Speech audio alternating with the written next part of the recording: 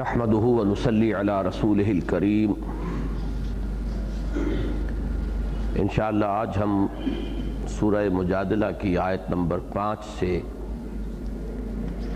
دوسرے رکوع کے اختتام تک یعنی آیت نمبر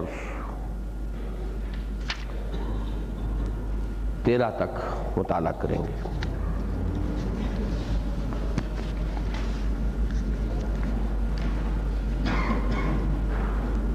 اعوذ باللہ من الشیطان الرجیم، بسم اللہ الرحمن الرحیم۔ ان الذین یحادون اللہ ورسولہ کبتوا کما کبت الذین من قبلہم وقد انزلنا آیات بینات وللکافرین عذاب مہین۔ یوم یبعثهم اللہ جمیعا فینبئهم بما عملوا احصاہ اللہ ونسوہ واللہ علی کل شیء شہید۔ الم تر ان اللہ یعلم ما فی السماوات وما فی الارض ما يكون من نجوى ثلاثة إلا هو رابعهم ولا خمسة إلا هو سادسهم ولا أدنى من ذلك ولا أكثر إلا هو معهم أينما كانوا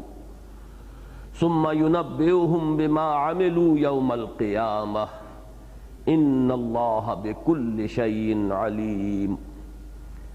ألم تر إلى الذين نهوا عن النجوى ثم يعودون لما نهوا عنه ويتناجون بالإثم والعدوان ومعصية الرسول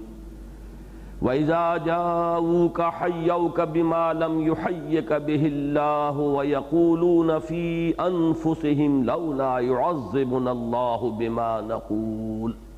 حسبهم جهنم يصلونها فبئس المصير۔ یا ایہا الذین آمنوا اذا تناجیتم فلا تتناجوا بالاسم والعدوان ومعصیة الرسول وتناجوا بالبر والتقوى واتقوا اللہ الذی الیہ تحشرون۔ انما النجوى من الشیطان لیحزن الذین آمنوا وليس بضارهم شیئا الا بإذن اللہ وعلى الله فليتوكل المؤمنون۔ يا أيها الذين آمنوا إذا قيل لكم تفسحوا في المجالس فافسحوا يفسح الله لكم وإذا قيل انشزوا فانشزوا يرفع الله الذين آمنوا منكم والذين أوتوا العلم درجات والله بما تعملون خبير۔ یا ایہا الذین آمنوا اذا ناجیتم الرسول فقدموا بین یدی نجواکم صدقہ ذالک خیر لکم واطہر فإن لم تجدوا فإن اللہ غفور رحیم۔ ااشفقتم ان تقدموا بین یدی نجواکم صدقات فإذ لم تفعلوا وتاب اللہ علیکم فأقیموا الصلاة وآتوا الزکاة وأطیعوا اللہ ورسولہ واللہ خبیر بما تعملون۔ صدق اللہ العظیم۔ رب اشرح لی صدری ویسر لی امری واحلل عقدۃ من لسانی یفقہوا قولی۔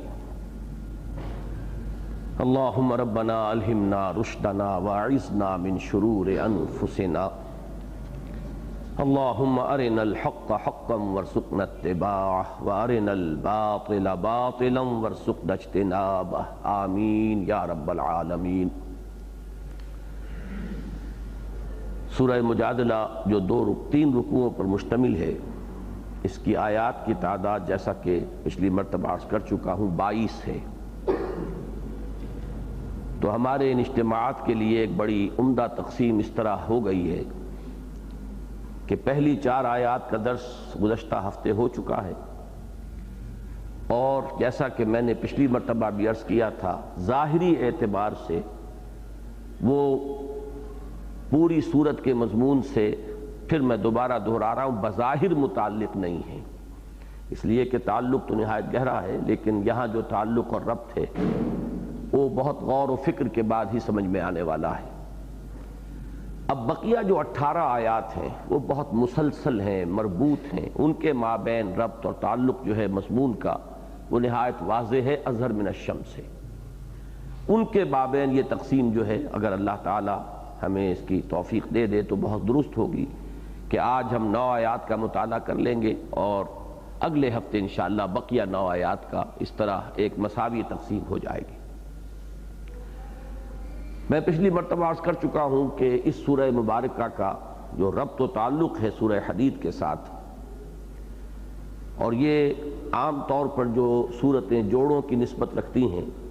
ان میں جس قدر وہ ربط نمایاں ہوتا ہے، اس مقام پر بحیثیت مجموعی بھی وہ ربط اتنا نمایاں نہیں ہے، لیکن اگر غور کیا جائے تو وہ ربط اور تعلق موجود ہے، اور یقیناً ان دونوں کے مابین جوڑے ہونے کی نسبت موجود ہے۔ بحیثیت مجموعی جو سورہ حدید کا مرکزی مضمون تھا، اس کا جو عمود تھا، اسے پھر ذہن میں تازہ کیجئے۔ اس کی مرکزی آیت وہ آیت انقلاب ہے۔ لقد ارسلنا رسلنا بالبینات، ہم نے بھیجا اپنے رسولوں کو واضح نشانیوں کے ساتھ، روشن نشانیوں کے ساتھ۔ وانزلنا معهم الکتاب والمیزان لیقوم الناس بالقسط، اور ان کے ساتھ ہم نے اپنی کتاب بھی نازل فرمائی اور میزان نازل فرمائی، میزان عدل و قسط، تاکہ لوگ بالفعل عدل اور قسط پر قائم ہوں۔ وانزلنا الحدید، اور ہم نے لوہا بھی اتارا، فیہ باس شدید ومنافع للناس، اس میں قوت ہے، جنگ کی صلاحیت ہے، اسلحہ سازی کی صلاحیت ہے، مزید برآں لوگوں کے لیے کچھ دوسرے منفعتیں اور دوسرے مفاد بھی ہیں۔ وَلِيَعْلَمَ، اور خاص طور پر یہ اس لیے ہے کہ اللہ تعالیٰ یہ دیکھ لے یا اللہ اس کو ظاہر کر دے، مَن يَنصُرُهُ وَرُسُلَهُ بِالْغَیْبِ، کہ کون ہیں اس کے وہ وفادار بندے کہ جو لوہے کی قوت کو ہاتھ میں لے کر مدد کرتے ہیں، اس کی بھی اور اس کے رسولوں کی بھی، غیب کے باوجود۔ اب اس میں ایک مکمل فلسفہ انقلاب ہے۔ اللہ نے کتاب اتاری، آیات بینات نازل فرمائی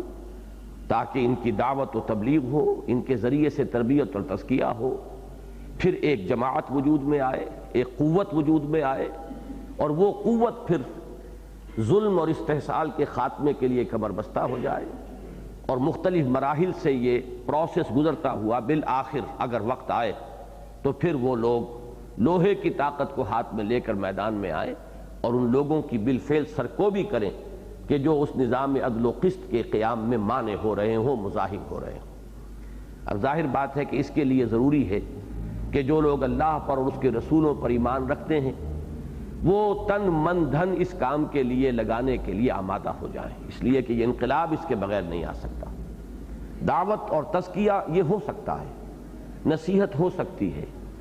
کچھ جزوی اصلاح کا کام بھی ہو سکتا ہے، لیکن ایک مکمل نظام کی تبدیلی کہ ظالمانہ نظام کو ختم کر کے بے خوبن سے اکھاڑ کر اس کی جگہ عادلانہ نظام قائم کیا جائے، یہ تو ایک انقلابی عمل کا متقاضی ہے، اور اس میں وہ مرحلہ لازماً آ کر رہتا ہے جبکہ بالفعل تصادم ہوتا ہے، اور اس تصادم کے لیے ضروری ہے کہ ایک جمعیت ہو، ایک مضبوط نظم والی جماعت ہو،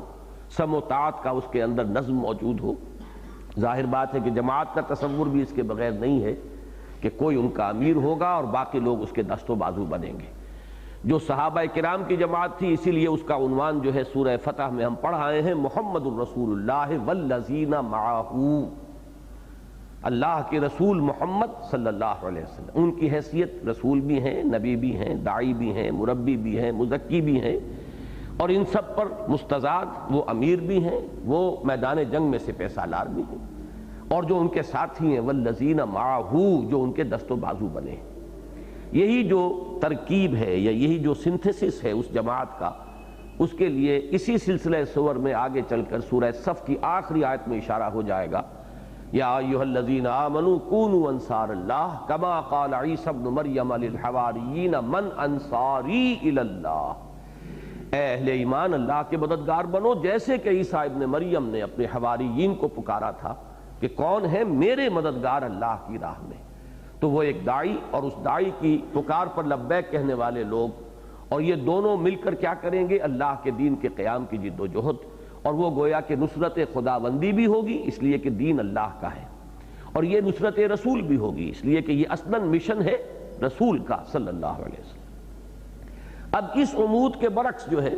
سورہ حدید میں بڑی تفصیل سے بات آئی ہے کہ جو لوگ اس روش سے کنی کترائیں گے، میں نے پچھلی مرتبہ بھی وہ مصرع غالب کا تھوڑا سا تبدیلی کے ساتھ آپ کو سنایا تھا کہ جس کو ہو جان و دل عزیز اس کی گلی میں جائے کو، یا جس کو ہو دین و دل عزیز اس کی گلی میں جائے کیوں، تو اس کو اگر آپ بدل دیں کہ جس کو ہو جان و مال عزیز اس کی گلی میں جائے کیوں۔ اب یہ راستہ تو وہ ہے کہ جان اور مال کو کھپانا پڑے گا۔ جو لوگ کسی وجہ سے ایمان لے آئے، کسی جذباتی رو میں بہہ گئے، وقتی جذبہ ان کا ابھر آیا، ان کے ضمیر نے انہیں آمادہ کر ہی دیا کہ دعوت خیر ہے، دعوت حق ہے، لبیک کہو، بسم اللہ کرو، لیکن اب اس کے بعد جب وہ مراحل آتے ہیں، جب پکار آتی ہے اللہ کی راہ میں اپنے آپ کو لگاؤ اور کھپاؤ اور اپنا مال صرف کرو، تو اب جب ان کا تزلزل ہوتا ہے جان و مال کی محبت کی وجہ سے، وَلَٰكِنَّكُمْ فَتَنْتُمْ أَنفُسَكُمْ وَتَرَبَّصْتُمْ وَارْتَبْتُمْ وَغَرَّتْكُمُ الْأَمَانِيُّ حَتَّىٰ جَاءَ أَمْرُ اللَّهِ۔ اب یہ ہے وہ مدارج کے جن سے ہو کر یہ مرض، یہ بیماری جو ہے منافقت کی جو انتہائی شکل ہے اس تک پہنچا دیتی، تو سورہ حدید میں اس کو بھی واضح کیا گیا۔ اب ان دونوں چیزوں کو جوڑنے والی ایک بات ہے، اس کو سمجھ لیں تو اس سورہ مبارکہ کا ربط سامنے آ جائے گا۔ ایک طرف یہ بات سامنے آ گئی کہ یہ انقلاب یا اس نظام عدل و قسط کا قیام ممکن نہیں ہے بغیر ایک مضبوط جماعت کے، اور وہ جماعت سرفروشوں پر مشتمل ہو، اور دوسری طرف ان کا نظم بہت مضبوط ہو، ڈسپلن مضبوط ہو۔ دوسری طرف یہی چیزیں ہیں کہ جو منافقین پر بڑی شاخ گزرنے والی ہیں۔ اس کا نتیجہ کیا نکلتا ہے کہ ہوتے ہوتے منافقین کے دلوں میں اہل ایمان اور ان کے قائد و رہنما جو اس وقت محمد الرسول اللہ صلی اللہ علیہ وسلم تھے،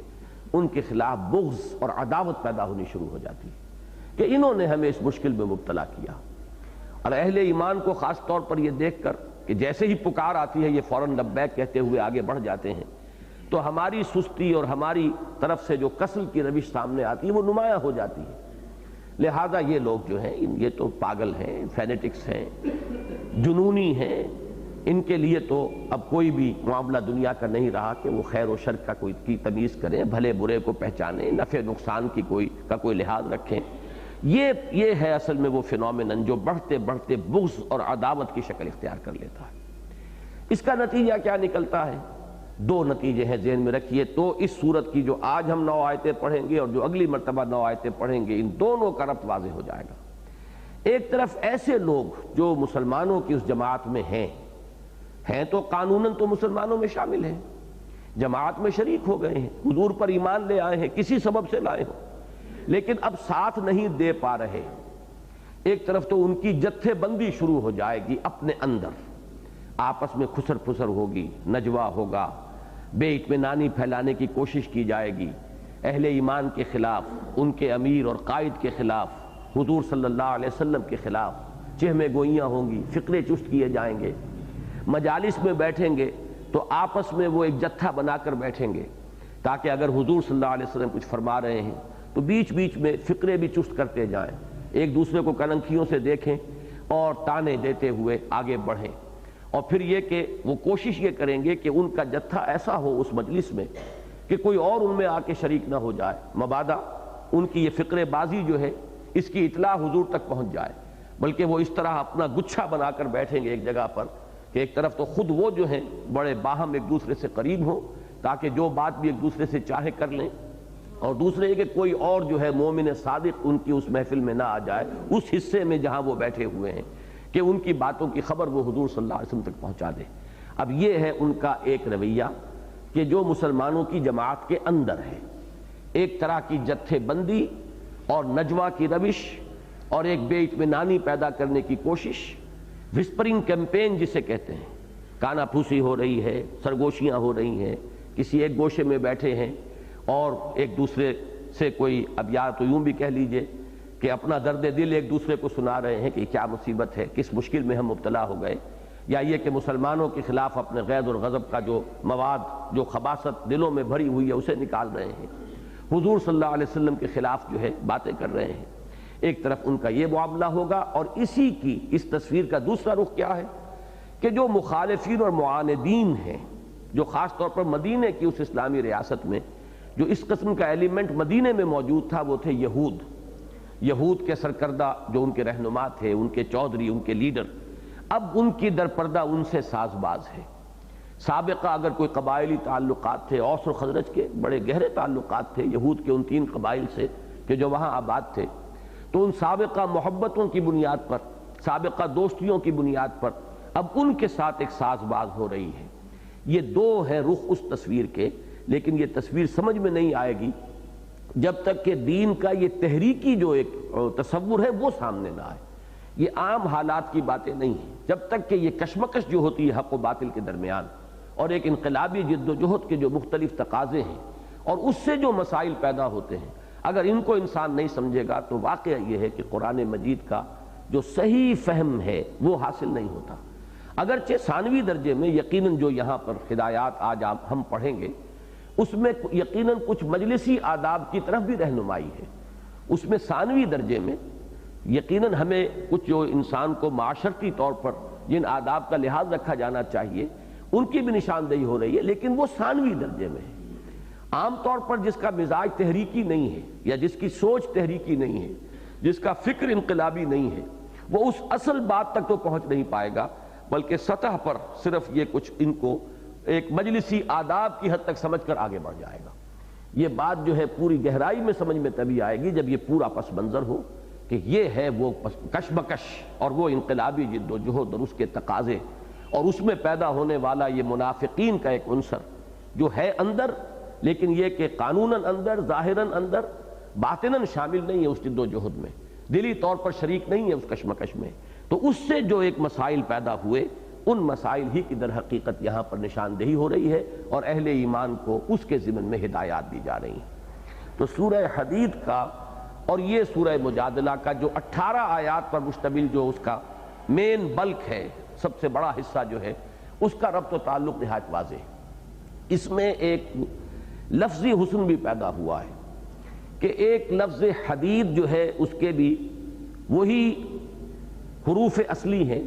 جو لفظ محادہ کے ہیں۔ آج کا ہمارا درس شروع ہی ہوگا اسی لفظ سے، ان الذین یحادون اللہ ورسولہ۔ تو معلوم یہ ہوا کہ حدید اور محادہ ان دونوں کے مابین ایک لفظی مناسبت بھی ہے، میں ابھی اس کے بارے میں مزید عرض کروں گا۔ باقی جو سورہ حدید کا آخری رکوع ہے 4 آیات پر مشتمل، اور ادھر سورہ مجادلہ کی ابتدائی 4 آیات، ان کے درمیان جو مزید گہرا ربط ہے، جو انٹرلاکنگ کا میں نے لفظ استعمال کیا تھا کہ یہ حصے تو آپس میں بہت ہی زیادہ مربوط ہیں، وہ میں عرض کر چکا ہوں، صرف دوبارہ تذکرہ کر رہا ہوں، ذہن میں تازہ کر لیں کہ دونوں میں غلو کا بیان ہے۔ ایک میں غلو ہے کس چیز پر؟ تزکیہ نفس پر غلو، اصلاح ذات پر غلو۔ اسی طرح رحمت اور شفقت اور رحمت اور مودت کا غلو، یہ دونوں چیزیں تھیں کہ جن سے رہبانیت وجود میں آئی۔ ایک تو یہ کہ سیلف پیوریفیکیشن جو ہے، یہی عمل ان کا ختم ہونے میں نہیں آتا، ساری توجہات اسی پر مرتکز ہیں۔ معاشرے کی اصلاح اور ظلم کا استیصال، اس کی طرف ان کی توجہ جو ہے وہ بالفعل تو نہیں ہوتی، البتہ یہ کہ غیر ارادی طور پر یقیناً کچھ نہ کچھ معاشرے کی اصلاح تو ہوتی ہے، اسے آپ بائی پروڈکٹ کہیں، لیکن یہ کہ اس خانقاہی نظام کے نتیجے میں بھی معاشرے میں کچھ نہ کچھ خیر پھیلتا ہے، لیکن وہ ان کی کوئی ارادی جد و جہد نہیں ہوتی، اس کے لیے کوئی ارادی کوشش نہیں ہوتی۔ اور جہاں تک اس نظام عدل کا قیام ہے، اس کی طرف تو ان کا سرے سے رخ ہوتا ہی نہیں۔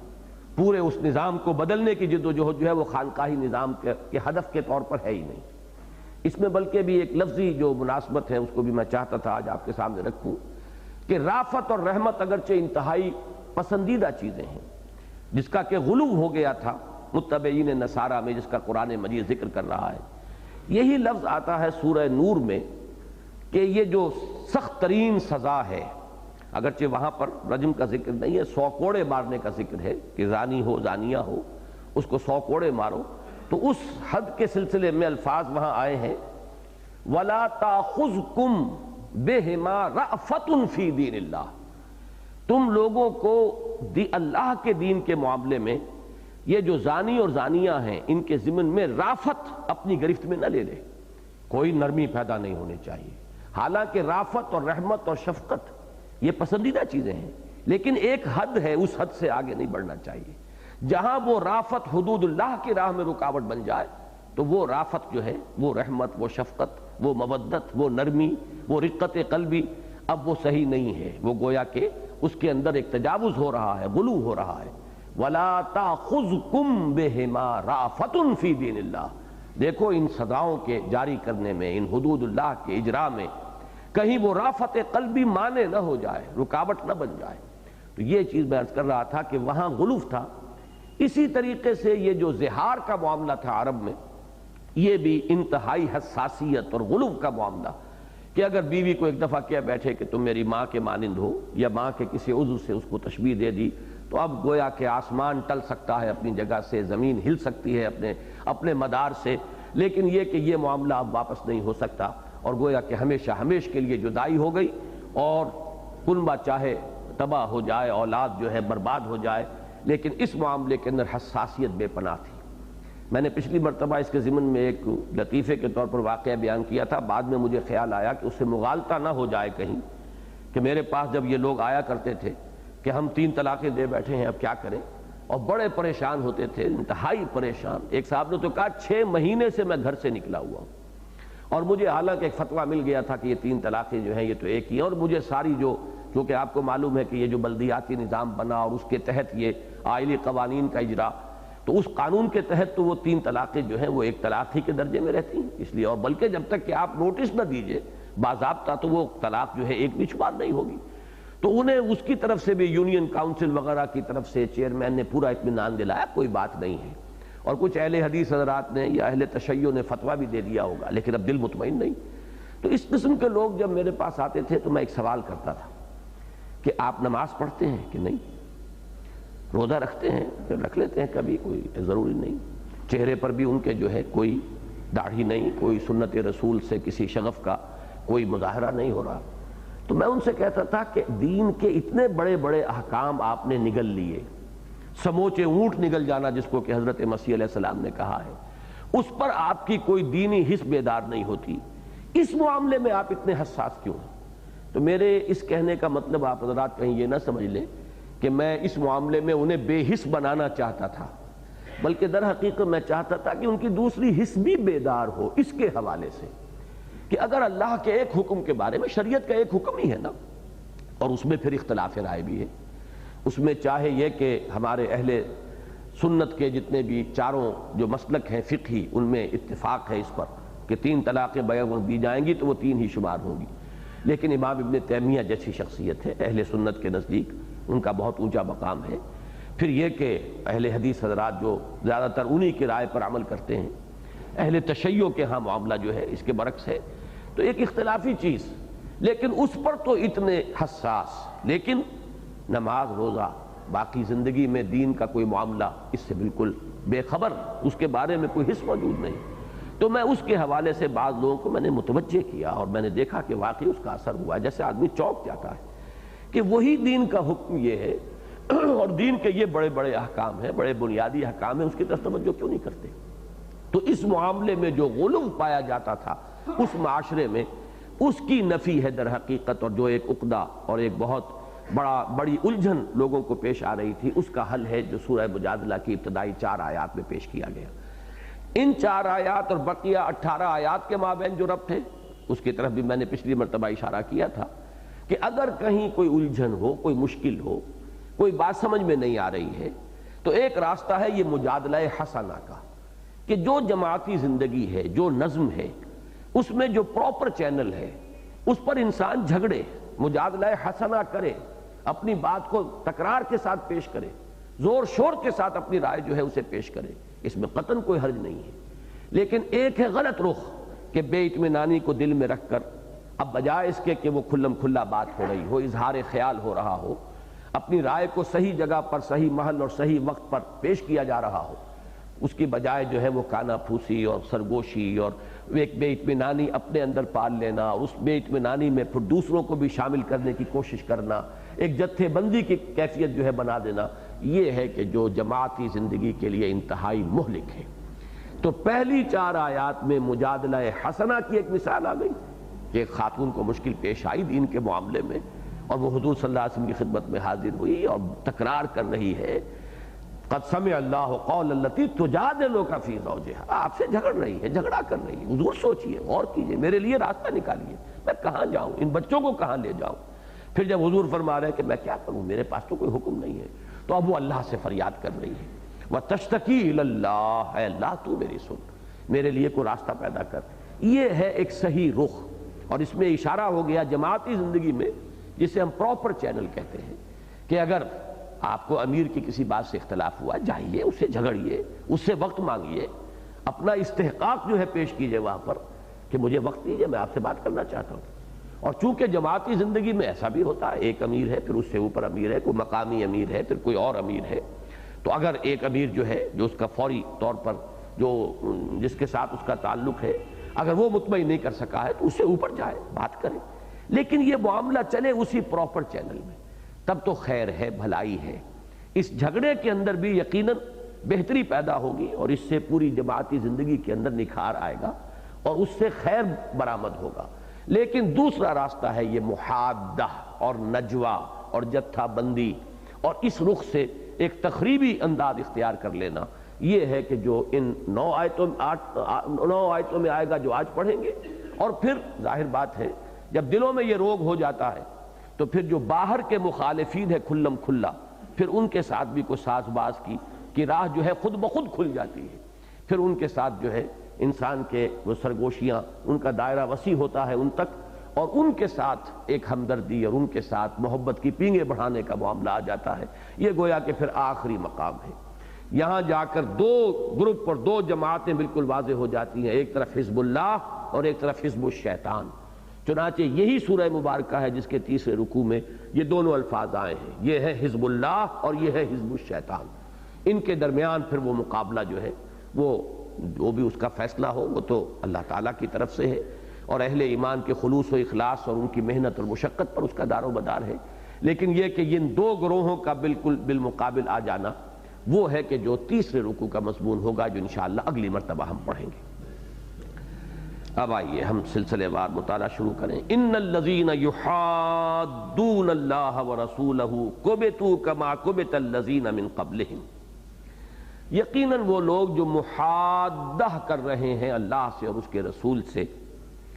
برباد ہو گئے، ہلاک ہو گئے، جس طریقے سے کہ برباد اور ہلاک ہو گئے وہ جو ان سے پہلے تھے۔ وَقَدْ أَنزَلْنَا آيَاتٍ بَيِّنَاتٍ، اور ہم نے تو روشن آیات نازل فرما دی ہیں، وَلِلْكَافِرِينَ عَذَابٌ مُّهِينٌ، اور کافروں کے لیے اہانت آمیز رسوا کن عذاب ہے۔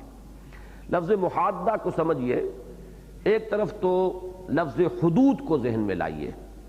چنانچہ یہ جو پہلا 4 آیات پر مشتمل حصہ تھا جو ہم نے پچھلی مرتبہ پڑھا تھا، وہ ختم ہوتا ہے وَتِلْكَ حُدُودُ اللَّهِ وَلِلْكَافِرِينَ عَذَابٌ أَلِيمٌ۔ حدود اور حدید مادہ ایک ہی ہے، ہا دال دال، حروف اصلیہ ایک ہی ہیں۔ حدود سے محادہ بنے گا تو اس کے معنی کیا ہوں گے کہ اللہ کے حدود کے مقابلے میں کوئی اور حدود تجویز کرنا یا قائم کرنا۔ اللہ نے ایک نظام دیا ہے، احکام دیے ہیں، ان پر غیر مطمئن ہو کر یا انہیں غیر مناسب سمجھ کر یا اسے کسی دور کے تقاضوں کے ساتھ ہم آہنگ نہ پا کر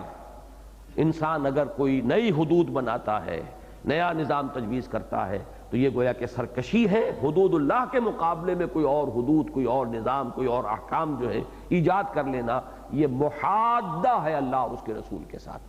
تو ایک تو محادہ کا لفظ جو ہے حدود کے حوالے سے بنے گا، جیسے کہ سورہ مائدہ میں 3 مرتبہ ایک رکوع میں وہ الفاظ آئے، وَمَن لَمْ يَحْكُمْ بِمَا أَنزَلَ اللَّهُ فَأُولَٰئِكَ هُمُ الْفَاسِقُونَ فَأُولَٰئِكَ هُمُ الْكَافِرُونَ فَأُولَٰئِكَ هُمُ الظَّالِمُونَ۔ جو لوگ اللہ کی اتاری ہوئی شریعت کے اور اللہ کے اتارے ہوئے احکام کے مطابق فیصلے نہیں کرتے،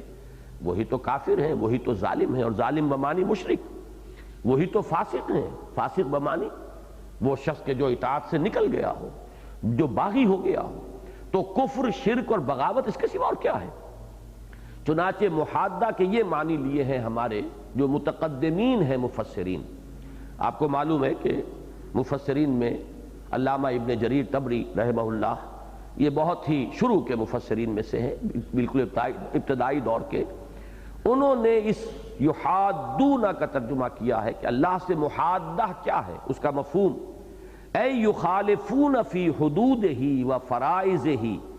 فیجعلون حدودا غیر حدودہ، یعنی اللہ کے حدود اور اللہ کی طرف سے معین فرائض، اللہ کے احکام سے مخالفت کرنا اور اس کے حدود اور احکام کے مقابلے میں کوئی اور حدود اور احکام ایجاد کرنا، یہ ہے محادہ اللہ کے ساتھ۔ پھر اسی کو قاضی بیضاوی نے لیا ہے، اے یعادونہما ویشاقونہما او یزعون او یختارون حدودا غیر حدودہما، یعنی اس کے معنی ہے اللہ اور اس کے رسول کی مخالفت، اللہ اور اس کے رسول کے خلاف محاذ آرائی، اور اللہ کے حدود کے مقابلے میں کوئی اور حدود وضع کرنا۔ تو یہ واقعہ ہے کہ ہمارے لیے اس میں بڑی رہنمائی ہے، اللہ تعالیٰ کا دیا ہوا قانون، اللہ کی دی ہوئی شریعت کو پس پش ڈال کر کوئی اور قانون سازی کرنا۔ ایک تو یہ ہے کہ اس دائرے میں قانون سازی کی جائے جہاں اللہ کی طرف سے، اس کے رسول کی طرف سے کوئی صریح حکم نہیں ہے۔ یہ میں آج کل جو جمعے میں تقریریں کر رہا ہوں، بڑی تفصیل سے اس پر میں نے بحث کی ہے کہ بہت وائڈ سکوپ ہے لیجسلیشن کا جدید اسلامی ریاست میں، حدود معین ہے، لیکن جو حدود ہیں ان سے تجاوز کیا گیا تو یہ بغاوت ہے۔ ان حدود کے اندر جیسے کہ اس حدیث میں، بڑی پیاری حدیث ہے، میں نے جمعے میں تو بیان کی ہے بارہا، کہ مثل المومن والایمان کمثل الفرس فی عاقیتہ، مومن کی مثال اس گھوڑے کی سی جو کھوٹے سے بندھا ہوا ہے، یجول ثم یرجع الی عاقیتہ،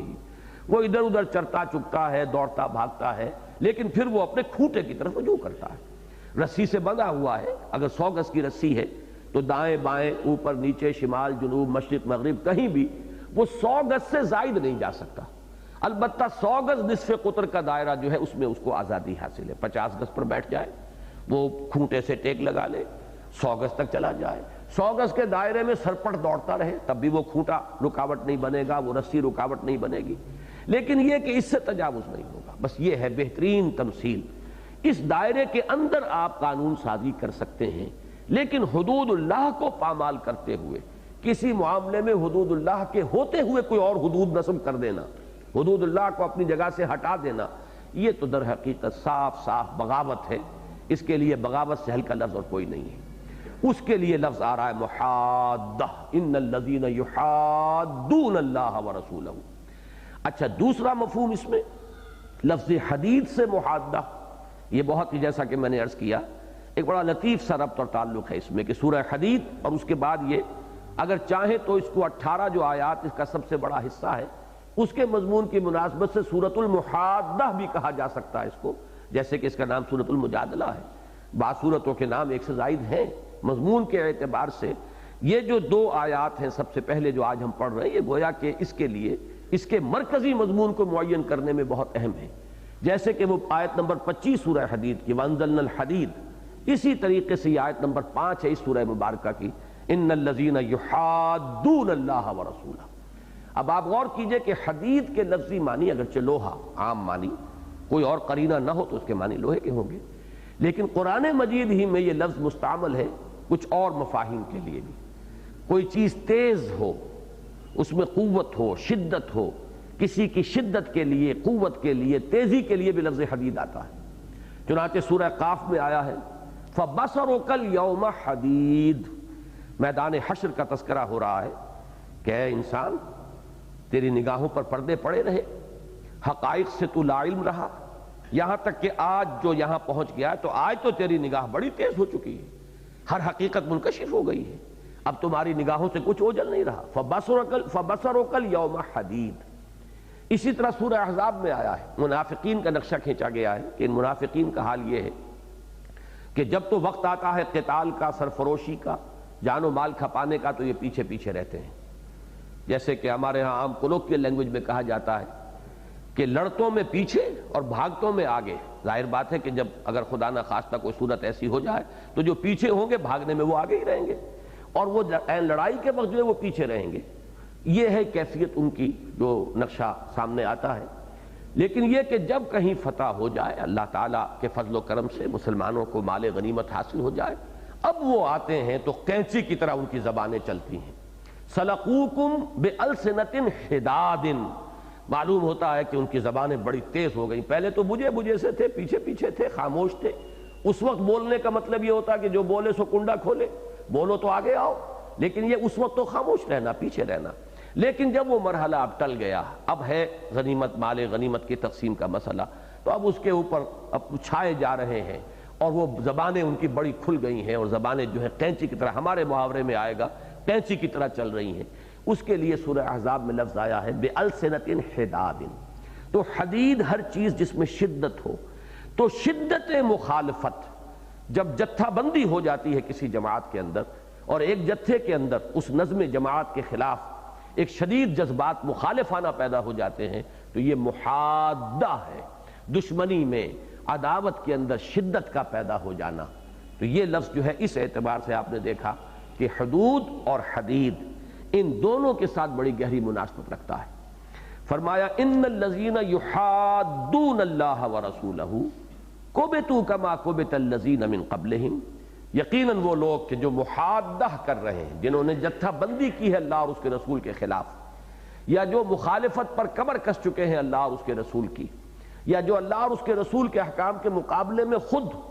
کوئی احکام جو ہے وہ ایجاد کرنا چاہتے ہیں، وضع کرنا چاہتے ہیں، اپنے ہاتھ میں اختیار لینا چاہتے ہیں کہ جو چاہیں وہ قانون بنا دیں، ان لوگوں کے بارے میں فرمایا کو بیتو.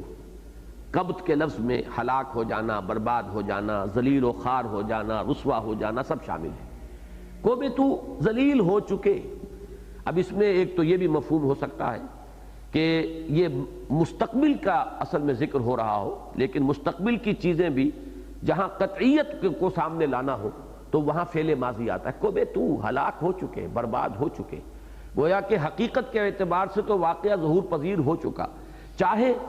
عالم واقعہ میں، اس عالم مادی میں ابھی اس کا ظہور ہوا ہو یا نہ ہوا ہو، لیکن یہ کہ فی الواقع ذلیل ہو چکے، رسوا ہو چکے. کبتوا کما کبت الذین من قبلہم، جیسے کہ ان سے پہلے لوگوں کا حشر ہوا ہے، جیسے وہ ذلیل و رسوا ہوئے. اس میں ایک طرف تو بعض حضرات نے اشارہ سمجھا ہے سابقہ امتوں میں بھی ظاہر بات ہے ایسے ہی حالات پیدا ہوئے، تو ان کی طرف گویا کہ اشارہ کیا جا رہا ہے کہ رسولوں کے مخالفین، رسولوں کے خلاف بغاوت کرنے والوں کا جو حشر اور انجام ہوا ہے وہ تم قرآن مجید میں جا بجا پڑھ چکے ہو. اور ایک اس میں اشارہ یہ بھی ہو سکتا ہے، اس لیے کہ میں نے جہاں تک کوشش کی ہے اندازہ لگانے کی، یہ سورہ مبارکہ جو ہے یہ نازل ہوئی ہے سورہ، اگلی سورت جو آ رہی ہے سورہ حشر کے بعد. تو سورہ حشر میں غزوہ بنی نذیر کا ذکر آ رہا ہے کہ یہودی جس طریقے سے ذلیل و خوار ہوئے، اور ان کو بنی نذیر کو کچھ شہ دینے والے جو منافقین تھے مسلمانوں کے اپنے اندر سے، جن لوگوں نے انہیں کچھ شہ دی تھی اور یہ کہا تھا کہ ہم مدد کریں گے تمہاری، ڈٹے رہو، جمے رہو. تو ان لوگوں کی جس طریقے سے ذلت و رسوائی ہو چکی تھی غزوہ بنی نذیر میں، گویا کہ اس کی طرف اشارہ کیا جا رہا ہے. کبتوا کما کبت الذین من قبلہم، ان کا حشر بھی وہی ہو کر رہے گا جیسے کہ ان سے پہلوں کا حشر ہو چکا ہے. ان سے پہلے کون؟ یعنی بنی نذیر، یہود، اور ان کے حامی اور ان کے مددگار اور ان کے حواری کہ جو اوس اور خزرج میں سے تھے، جو بظاہر مسلمانوں میں شامل تھے، حقیقتاً منافق تھے. وَقَدْ أَنزَلْنَا آیَاتٍ بَيِّنَاتٍ، یہ گویا کہ ایک انداز ہے وارننگ کا. ہم نے تو روشن آیات نازل کر دی، اتمام حجت ہے. ہماری طرف سے کوئی بات جو ہے مبہم نہیں رہی ہے، ہر شے کو کھولا جا چکا ہے. وَلِلْكَافِرِينَ عَذَابٌ مُّهِينٌ، گویا کہ اشارہ یوں ہو رہا ہے ربط مضمون میں کہ اس کے باوجود جو لوگ کفر پر اڑے رہیں، ناشکری کریں ہماری ان آیات بینات کی، ناقدری کر رہے ہوں ہماری کتاب اور ہمارے رسول کی صلی اللہ علیہ وسلم، ان کے لیے پھر بہت اہانت آمیز، مہین، یہ باب افعال میں اہانت سے یہ اس میں فاعل ہے. عذاب مہین، وہ عذاب جو اہانت آمیز ہے، جو رسوا کر دینے والا عذاب ہے. یوم یبعثہم اللہ جمیعا، جس دن کہ اللہ، اب یہ جو یوما پر نصب ہے، زبر ہے، اس کا ایک تعلق یہ ہو سکتا ہے کہ وہ عذاب مہین کب ظاہر ہوگا. گویا کہ یہ نصب ہے ایک ظرف کی بنیاد پر. ظرف جو ہے عربی زبان میں وہ منصوب ہوتا ہے. یوم یبعثہم اللہ جمیعا، جس دن کہ اللہ ان کو اٹھائے گا سب کو. یہاں مراد ہے بعث بعد الموت، جبکہ دوبارہ ان کو جلا کر اٹھائے گا اور جمع کرے گا. فَيُنَبِّئُهُم بِمَا عَمِلُوا، پھر ان کو جتلا دے گا. یہ ینبئہم نبع سے بنا ہے، نبع کے معنی خبر، کھلی خبر، تو تنبیہ حمزہ کے ساتھ، ایک ہے تنبیہ ہے کے ساتھ، وہ ہے دوسرا لفظ ہے، ایک ہے تنبیہ نبع سے حمزہ کے ساتھ، جتلا دینا کھول کھول کر، جیسے کہ ہوتا ہے کہ کسی انسان کے جو بھی اس کے جرائم ہیں پوری فرد جرم جو ہے پڑھ کر سنائی جا رہی ہو، ایک ایک چیز کو نمایاں کر دیا جائے، جتلا دیا جائے، کوئی چیز اس میں سے چھپی نہ رہ جائے تاکہ پوری پوری رسوائی ہو جائے، تو یہ ہے تنبیہ، واضح کر دینا، کھول کر جتلا دینا۔ یوم یبعثہم اللہ جمیعا فینبئہم بما عملوا، پھر جتلا دے گا کھول کھول کر، گنتی کروا دے گا ان کے اعمال کی کہ تم یہ کچھ تمہارے کرتوت ہیں، یہ کچھ کما کر لائے ہو۔ احصاہ اللہ ونسوہ، بڑے پیارے الفاظ ہیں، اللہ نے تو ان کا احصاء کیا ہوا ہے، جمع کیا ہوا ہے، اللہ کے ہاں وہ اعمال محفوظ ہیں، ان میں سے کوئی بھی کہیں گم ہونے والا نہیں ہے، جیسے کہ سورہ لقمان میں حضرت لقمان کی نصیحتوں میں آیا ہے کہ یا بنی انہا ان تک مثقال حبۃ من خردل فتکن فی صخرۃ او فی السماوات او فی الارض یأت بہ اللہ، اے میرے بچے، نیکی یا بدی کوئی عمل انسان کا، خواہ وہ رائی کے دانے کے ہم وزن ہو، پھر خواہ وہ کہیں کسی چٹان میں ہو یا زمین کے پیٹ میں ہو یا فضا کی پہنائیوں میں ہو، کہیں بھی ہو، اللہ اسے لے آئے گا۔ ان اللہ لطیف خبیر، اللہ بہت باریک بین ہے، باخبر ہے۔ تو وہی بات یہاں کہی جا رہی ہے، اللہ نے تو گن گن کر رکھے ہوئے ان کے اعمال، سنبھال کر رکھے ہوئے حفاظت کے ساتھ، کوئی چیز ضائع ہونے والی نہیں ہے۔ وَنَسُوهُ، اور یہ بھول چکے ہیں۔ انسان کو تو اپنے سارے اعمال یاد نہیں آتے، یاد رہتے نہیں ہیں، اور میرے نزدیک یہاں پر اصل میں تصویر کھینچی جا رہی ہے میدان حشر کی، کہ انسان حیران ہو جائے گا جب اس کو ایک ایک عمل اس کے سامنے آ جائے گا، تو گویا کہ وہ تو بھلائے بیٹھا تھا، اسے یاد بھی نہیں رہا کس کس پر ظلم کیے ہیں، کس کس کی عزت پر حملے کیے تھے، کس کس کی غیبت کی تھی، کس کس کی چغلی کی تھی، کس کس کا مال مارا ہوا تھا، اسے کہاں یاد ہوگا؟ سب کھایا پیا گیا، ہضم ہوا، اب کہیں اس کی یادداشت میں چیزیں نہیں ہیں، لیکن جب وہ چیزیں آئیں گی وَنَسُوهُ، وہ تو بھلا چکے، لیکن اللہ نے تو نہیں بھلایا،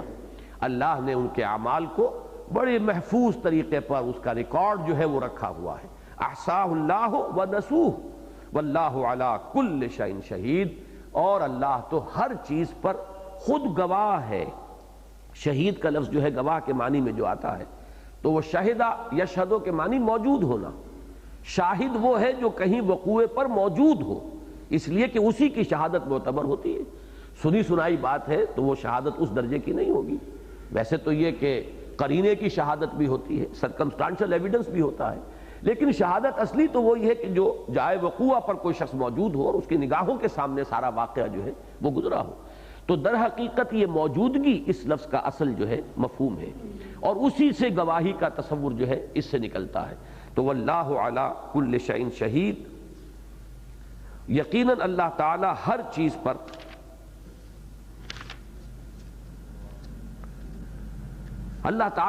پر گواہ ہے، وہ خود اس کا، بلکہ میں یہاں پہ لفظ استعمال کر رہا ہوں سمجھانے کے لیے، چشمدید گواہ ہے۔ اس لیے کہ دیکھیے ایک بات سامنے یہ آتی ہے ہمارے ذہنوں میں وسوسہ اندیزی، شاید ریکارڈ کی بنا پر فیصلہ ہوگا، اس لیے کہ فرشتے لکھ رہے ہیں، کرامن کاتبین ہیں، تمام اعمال ہمارے ریکارڈ ہو رہے ہیں، تو یہ ریکارڈ در حقیقت الزام کے لیے ہے، حجت قائم کرنے کے لیے ہے۔ اللہ کا علم محتاج نہیں ہے اس ریکارڈ کا، اس لیے کہ وہ تو خود شہید ہے، بنفس ہی، بذات ہی موجود ہے، لہذا اس کے لیے یہ ریکارڈ جو ہے اس کی کوئی احتیاج نہیں ہے۔ یہ ریکارڈ ہوگا آپ پر حجت قائم کرنے کے لیے، کہ اگر کوئی شخص کہتا ہے کہ نہیں میں نے تو ایسا نہیں کیا، تو جیسا کہ میں عرض کیا کرتا ہوں آج کل جو بھی ایک تصور ہمارا موجود ہے کہ بہت بڑا کمپیوٹر ہوگا وہ اعمال نامہ، جس میں ہر شخص کے اعمال جو ہے وہ فیڈ ہو رہے ہیں، ایک ایک لفظ فیڈ ہو رہا ہے جو ہم بول رہے ہیں، اور کوئی ایک بٹن دبے گا اور وہ شروع ہو جائے گی آپ کی زندگی کی فلم، جس میں وہ ہر عمل بھی محفوظ ہے، ہر قول بھی، ما یلفظ من قول الا لدیہ رقیب عتید، جو لفظ بھی زبان سے نکلتا ہے وہ بھی محفوظ ہو رہا ہے، اور ہر حرکت جو ہے وہ آپ کے ریکارڈ ہو رہی ہے۔ چنانچہ سورہ کہف میں جو نقشہ آیا ہے وہ بڑا عجیب ہے کہ اس روز پکار اٹھیں گے لوگ، ما لہذا الکتاب لا یغادر صغیرۃ ولا کبیرۃ الا احصاها ووجدوا ما عملوا حاضرا ولا یظلم ربک احدا۔ پکار اٹھیں گے، چیخ اٹھیں گے، یہ کیسا اعمال نامہ ہے اس نے چھوٹی سی چھوٹی ڈیٹیلز کو بھی اومٹ نہیں کیا ہے، نہ چھوٹی چیزیں چھوڑی نہ بڑی چیزیں چھوڑی، سب کا احاطہ کر لیا ہے، اور جو بھی انہوں نے کیا ہوگا اسے موجود پائیں گے، اور تیرا رب کسی پر ظلم کرنے والا نہیں۔ تو یہ ریکارڈ، یہ جو یوں سمجھئے کہ جائنٹ کمپیوٹر ہوگا وہاں رکھا ہوا، اللہ کو احتیاج نہیں ہے۔ اللہ تو خود سمیع ہے، خود بصیر ہے، خود خبیر ہے، خود علیم ہے، اور یہاں بڑا پیارا لفظ آیا ہے شہید، وہ تو خود چشمدید گواہ ہے، خود موجود ہر آن۔ یہ الفاظ آگے آئیں گے، اور اس لفظ شہید کا بڑا گہرا تعلق ہے اب اگلی بحث سے جو شروع ہو رہی ہے، اس لیے کہ یہ جو محادثہ تھا منافقین کا، اس محادثے کا جو سب سے بڑا اہم نمایاں پہلو جس کو یہاں ظاہر کیا جا رہا ہے وہ نجوہ ہے۔ اب جو لوگ بھی غیر مطمئن ہیں، پیچھے رہ گئے ہیں، چل نہیں پا رہے ہیں، لیکن اپنی کمزوریوں کا الزام دوسروں پر ڈال رہے ہیں، اب وہ آپس میں وہ جو اندلیب آ کے مل کے کریں آہو زاریاں، تو ہائے گل پکار میں چلاؤں آئے دل، وہ ملیں گے، بیٹھیں گے، دکھ درد کریں گے، مسلمانوں کے خلاف جو ان کے دلوں کے اندر غیظ و غضب ہے اسے نکالیں گے، کچھ فکرے چست کر کے، کچھ ان کا مذاق اڑا کر، کچھ استہزاء کر کے، کچھ اپنے دلوں کے اندر جو زخمی دل ہے ان کے اوپر گویا کہ اپنے زخمی احساسات کے اوپر مرہم کا پھاہ رکھیں گے، اور یہ جو خسر پھسر ہے ان کی، یہ جو سرگوشیاں ہیں، یہ جو نجوہ ہے، یہ سب سے بڑا مظہر ہے اس جماعتی زندگی میں جو محادثہ ہو رہا ہے اللہ اور اس کے رسول کے خلاف اس کا۔ ایک بات میں نے پہلے بھی عرض کی ہے، پھر نوٹ کر لیجئے، اس جماعتی زندگی میں حضور کی حیثیت، اصل میں ان معاملات کے فہم میں ایک چیز ہمارے سامنے حجاب بن جاتی ہے۔ حضور کی حیثیت نبی کی اور رسول کی یہ اتنی نمایاں، اتنی عظیم حیثیت ہے کہ باقی ساری حیثیتیں ہماری نگاہوں سے اوجھل ہو جاتی ہیں۔ یقیناً حضور نبی تھے، رسول تھے، لیکن اب مثلا میں بالکل دوسرے اینڈ آف دی اسپیکٹرم پر جا رہا ہوں، حضور حضرت فاطمہ کے باپ بھی تو تھے، ایک والد کی حیثیت بھی تھی کہ نہیں تھی؟ حضور حضرت عائشہ کے اور حضرت حفصہ کے شوہر بھی تو تھے، یہ حیثیت بھی آپ کی تھی کہ نہیں تھی؟ اور شوہر کو کیا رویہ اختیار کرنا چاہیے بیویوں کے لیے، بیویوں کے ساتھ، کہاں سے معلوم کریں گے؟ اس میں بھی اسوہ محمد رسول اللہ ہے۔ باپ کو کیا طرز عمل اختیار کرنا چاہیے اپنی اولاد کے لیے، یہ آپ کہاں سے تلاش کریں گے؟ اس میں بھی اسوہ محمد رسول اللہ ہے۔ تو یہ میں بالکل دوسرے اینڈ پر لے گیا، اور درمیان میں حضور مسلمانوں کے امیر بھی ہیں۔ جب کہیں معاملہ ہو گیا نزاعی کوئی مقدمہ ہے تو حضور اس وقت آپ حکم بھی ہیں، یا آپ جج بھی ہیں، قاضی بھی ہیں، میدان جنگ میں حضور سپہ سالار بھی ہیں۔ یہ مختلف حیثیتیں جو ہیں ان کو بھی ہمیشہ اپنے ذہن میں رکھنا چاہیے، تاکہ ہم بھی اپنی زندگی کے ان مختلف پہلوؤں کے لیے وہیں سے ہدایت اور رہنمائی حاصل کریں۔ اکثر و بیشتر اس قسم کی چیزوں میں جو وہ حضور کی حیثیت نبوت اور رسالت ہے، چونکہ وہی ذہن میں رہتی ہے، تو جو ہمارے لیے رہنمائی بالفعل موجود ہے اس کی طرف توجہ نہیں ہوتی، اس تک نگاہ ہی نہیں جاتی، اس لیے کہ یہاں پر ہمارے سامنے حضور کی ایک یہ حیثیت رہتی ہے کہ آپ نبی اور رسول ہیں۔ یہاں یوں سمجھیے کہ جو چیزیں بھی اب آ رہی ہیں، اس میں کسی بھی اسلامی انقلابی جماعت کا جو نظم ہے، اس کے لیے جو ہدایات دی جا رہی ہیں وہ ہے کہ جو ہمیں سمجھنی ہے ان آیات کی روشنی میں، کہ جن میں وہ نظم جماعت جس میں امیر جماعت کی حیثیت تھی محمد الرسول اللہ صلی اللہ علیہ وسلم کو، اور صحابہ کرام آپ کے ساتھی تھے، یوں کہیے وہ ارکان جماعت تھے، وہ اس جماعت کے ممبرز تھے، اور باقی حضور صلی اللہ علیہ وسلم ان کے رہنما اور امیر تھے۔ تو یہ محادثہ جو ہوتا ہے اللہ اور اس کے رسول کے خلاف ہو رہا ہے اس وقت، اس لیے کہ رسول کے خلاف محادثہ، رسول اور اللہ تو بریکٹڈ ہے، اللہ کی اطاعت رسول کی اطاعت، اللہ کی محبت رسول کی محبت، اس اعتبار سے وہاں تو لفظ آ رہا یحادون اللہ ورسولہ،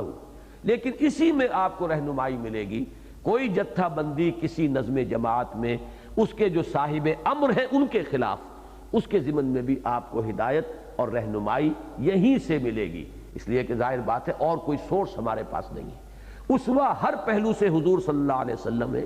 اور ہمارے لیے نمونہ ہر اعتبار سے محمد الرسول اللہ والذین معہ، جیسے کہ حضور نے فرمایا ما انا علیہ واصحابی، تو ظاہر بات ہے کہ ہر پہلو سے ہمارے لیے اسوہ آپ ہی ہے۔ فرمایا گیا الم تری ان اللہ یعلم ما فی السماوات و ما فی الارض، کیا تم نے نہیں دیکھا، یعنی تم نے غور نہیں کیا کہ یقیناً اللہ تعالیٰ جانتا ہے ہر وہ چیز جو آسمانوں میں ہے اور ہر وہ چیز جو زمین میں ہے۔ یہ جو اللہ کا علم کامل ہے، در حقیقت لفظ شہید کے ساتھ اس کی بڑی گہری مناسبت ہے۔ واللہ علی کل شیء شہید،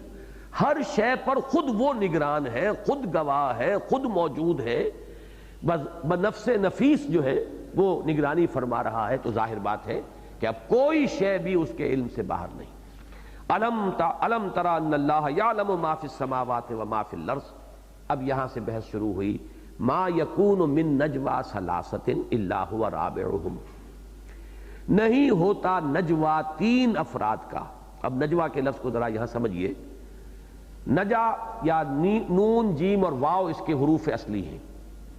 ان کا اصل مفہوم جو ہے امام راغب رحمۃ اللہ علیہ نے الفاظ معین کیے، اصل النجاء الانفصال من الشیء، کسی چیز سے کٹ جانا یہ نجا ہے، علیحدہ ہو جانا۔ اسی میں ایک جماعت ہے جماعتی زندگی سے علیحدہ ہو کر، جو مین گروپ ہے بلک آف دی پارٹی، اس سے علیحدہ ہو کر اپنا کوئی گروپ قائم کر لینا، اور اب بیٹھ کر آپس میں مشورہ، ایک مشورہ ہے بالعموم کھلم کھلا سب کے ساتھ سب کے سامنے، ایک ہے علیحدہ گروپ بنا کر اپنی ایک علیحدہ ٹکڑی کہیں ایک علیحدہ سی جمع کر کے اور وہاں بیٹھ کر خسر پھسر کرنا، یہ نجوہ ہے۔ تو الانفصال من الشیء یہاں پر بہت صحیح انداز میں یہ جو نجوہ ہے جس کا کہ ذکر یہاں ہو رہا ہے، ویسے تو لفظ اسی سے نجات بنا ہے، خلصوا نجیہ، ایک طرف ہو گئے کٹ گئے اور پھر انہوں نے آپس میں مشورہ کیا، یہ سورہ یوسف میں بھی آیا ہے۔ تو نجوہ یہاں پر جو آ رہا ہے اس اعتبار سے اپنے اصل لغوی اصل سے بہت قریب ہے۔ ما یکون من نجوی ثلاثۃ، نہیں ہوتا نجوہ سرگوشی باہمی مشورے کانا پھوسی خسر پسر تین افراد کی، الا هو رابعهم، مگر یہ کہ چوتھا ان کا اللہ موجود ہوتا ہے، وہ ہوتا ہے چوتھے فرد کی حیثیت سے موجود۔ ولا خمسۃ الا هو سادسهم، اور نہ ہی ہوتا یہ نجوہ پانچ افراد کا مگر یہ کہ چھٹا ان کا اللہ ہے۔ ولا ادنی من ذلک، اب تین اور پانچ کا ذکر کر کے ادنا جو ہے دو افراد بھی کہیں اگر خسر پسر کر رہے ہیں سرگوشیاں کر رہے ہیں تو جان لو کہ وہاں بھی اللہ موجود ہے ان کے تیسرے کی حیثیت سے۔ ولا اکثر، اور اب 6 ہوں 7 ہوں 10 ہوں، کوئی جتھا جو ہے کتنا ہی بڑا ہو جائے، اگر وہ کوئی علیحدہ ہو کر سرگوشیاں کر رہے ہیں تو اللہ ان کے ساتھ موجود ہے۔ اب یہاں وہ الفاظ آ گئے ہیں، ان سے بھی ایک مناسبت آپ کو سورہ حدید کے ساتھ نظر آئے گی۔ الا هو معهم اینما کانوا، مگر یہ کہ اللہ ان کے ساتھ ہوتا ہے جہاں کہیں بھی وہ ہوں۔ یہی الفاظ سورہ حدید کی ابتدائی جو 6 آیات ہیں ذات و صفات باری تعالیٰ کے ضمن میں یہ الفاظ آئے ہیں، وَهُوَ مَعَكُمْ أَيْنَمَا كُنْتُمْ وَاللَّهُ بِمَا تَعْمَلُونَ بصیر، اور جہاں کہیں بھی تم ہوتے ہو اللہ تمہارے ساتھ ہوتا ہے، اور جو کچھ تم کر رہے ہو اللہ اسے دیکھ رہا ہے، بنفس نفیس دیکھ رہا ہے۔ اسے کسی فرشتے کی جو رپورٹ ہے اس پر ڈیپینڈ نہیں کرنا ہے۔ مجھے وہ شعر یاد آیا، بڑا پیارا شعر ہے کہ پکڑے جاتے ہیں فرشتوں کے لکھے پر ناحق آدمی کوئی، ہمارا دم تحریر بھی تھا، یہ فرشتوں نے رپورٹ کر دی، کسی فرشتے کو مجھ سے مخالفت ہوگی، اس نے غلط رپورٹ کر دی، اب اس پر ہم پکڑے جا رہے ہیں۔ تو اس کی نفی جو ہے بڑی خوبصورت نفی ہے، یہ کہ وہ تو خود موجود ہے۔ اللہ تعالیٰ کسی رپورٹ کے اوپر جو ہمارے ہاں کے حکام ہیں جس طریقے سے وہ مجبور ہوتے ہیں غریب کے CID کی رپورٹ جو بھی ہو جائے، اب ان کے پاس تو زیادہ یہ کریں گے کہ ایک سورس نہ ہو، ایک پروونشل CID ہو تو ایک سینٹرل CID ہو تو ایک آرمی کی CID ہو، تمام طرف سے آئے، تاکہ پھر یہ کہ کوئی ایک رائے قائم کی جا سکے کہ بات صحیح کیا ہے، صورت معاملہ کیا ہے۔ اللہ کا معاملہ تو یہ نہیں ہے، ہوا معکم اینما کنتم، جو کچھ جہاں کہیں بھی تم ہوتے ہو اللہ تمہارے ساتھ ہوتا ہے، واللہ بما تعملون بصیر، جو کچھ تم کر رہے ہو اللہ اسے دیکھ رہا ہے، خود دیکھ رہا ہے۔ وہی لفظ یہاں آیا شہید، واللہ علی کل شیء شہید، اور اس کے ساتھ یہ کہ الا هو معہم اینما کانوا، مگر یہ کہ وہ ان کے ساتھ موجود ہے جہاں کہیں بھی وہ ہوں۔ اب یہاں اس جگہ پر ہم بحث کر چکے ہیں پوری، یہ معیت خداوندی جو ہے اس کا مطلب کیا ہے، اس کا تعلق پھر وہ جو فلسفہ وجود ہے اور وحدت الوجود اور وحدت الشہود کے ساتھ جڑتا ہے۔ صفات کی بحث بہت لمبی چوڑی ہے، اس پر تو اجماع ہے، سب جانتے ہیں کہ صفاتی طور پر اللہ تعالیٰ ہر جگہ موجود ہے، یعنی ہر شے اس کے علم میں ہے، ہر چیز کو وہ دیکھ رہا ہے، ہر بات کو وہ سن رہا ہے۔ باقی یہ کہ جو لوگ اس وحدت الشہود یا وحدت الوجود یا توحید وجودی کے قائل ہیں، ان کا کہنا یہ ہے کہ بذات ہی بھی اللہ تعالیٰ ہر جگہ موجود ہے، ہماری سمجھ میں آئے نہ آئے، کیسے موجود ہے یہ ہم نہیں جانتے، تو یہ معاملہ تو دوسری صفات کا بھی ہے۔ ہم یہ جانتے ہیں کہ اللہ دیکھتا ہے، کیسے دیکھتا ہے یہ ہمیں نہیں معلوم. ہم تو دیکھتے ہیں، آنکھوں سے دیکھتے ہیں، یہ روشنی جو ہے اس کے ہم محتاج ہیں. خارج میں یہ روشنی ہو، آنکھوں میں بصارت موجود ہو، تب ہم دیکھ سکیں گے. لیکن اللہ تعالیٰ جو ہے کسی اسباب و ذرائع کا پابند نہیں، محتاج نہیں. تو وہ کیسے دیکھتا ہے ہمیں نہیں معلوم، دیکھتا ہے. وہ کیسے سنتا ہے ہمیں نہیں معلوم، سنتا ہے. تو اس کیفیت کو ہم حوالے کرتے ہیں، اس کو مجہول سمجھتے ہیں کہ اس کا ہمیں علم حاصل نہیں ہو سکتا. لیکن جیسے ہم جانتے ہیں کہ اللہ ہر چیز کو سنتا ہے، ہر چیز کو دیکھتا ہے، ایسے ہی اللہ ہر جگہ موجود ہے. اس پر تو یقین لازم ہے. کیسے موجود ہے یہ ہم نہیں جانتے. باقی جو لوگ اس میں لازماً بصفات ہی کی قید لگاتے ہیں، میرے نزدیک یہ ایک اضافی شرط ہے جو وہ لگا رہے ہیں. اس کی کوئی ضرورت نہیں ہے. اس لیے کہ جب ہم صفت علم اور صفت بصر اور صفت سمع کے لیے اس قسم کی کوئی قید نہیں لگاتے، تو اسی طرح اللہ تعالیٰ کی معیت اور اللہ کا موجود ہونا ہر جگہ، اس کے لیے بھی ہمیں کوئی اضافی شرط لگانی نہیں چاہیے. إِلَّا هُوَ مَعَهُمْ أَيْنَمَا كَانُوا، مگر یہ کہ وہ ان کے ساتھ ہوتا ہے جہاں کہیں بھی وہ ہوں. ثُمَّ يُنَبِّئُهُم بِمَا عَمِلُوا، پھر وہی لفظ آ گیا، پھر وہ ان کو جتلا دے گا، پوری طرح باخبر کر دے گا، کھول کھول کر گنتی کر دے گا ان کے اعمال کی یوم القیامہ، قیامت کے دن. ان اللہ بکل شیء علیم، یقیناً اللہ تعالی ہر چیز کا علم رکھتا ہے. الم تر الی الذین نہوا عن النجوى ثم يعودون لما نہوا عنہ ویتناجون بالاسم والعدوان ومعصیۃ الرسول. کیا تم نے نہیں غور کیا؟ ترا جو ہے لفظی معنی تو ہوں گے کیا تم نے نہیں دیکھا، لیکن یہی مادہ جو ہے را الف اور یا، اسی سے رویت بنا ہے، دیکھنا. اسی سے لفظ رائے ہے، میری یہ رائے ہے. اب یہ رائے کیا ہے؟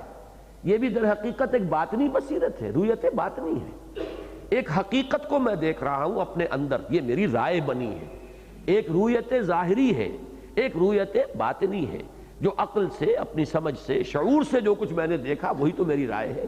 اس اعتبار سے ان دونوں کے مابین کوئی فرق نہیں ہے، مادہ بھی ایک ہے اور بڑا گہرا ربط اور تعلق ہے دونوں میں.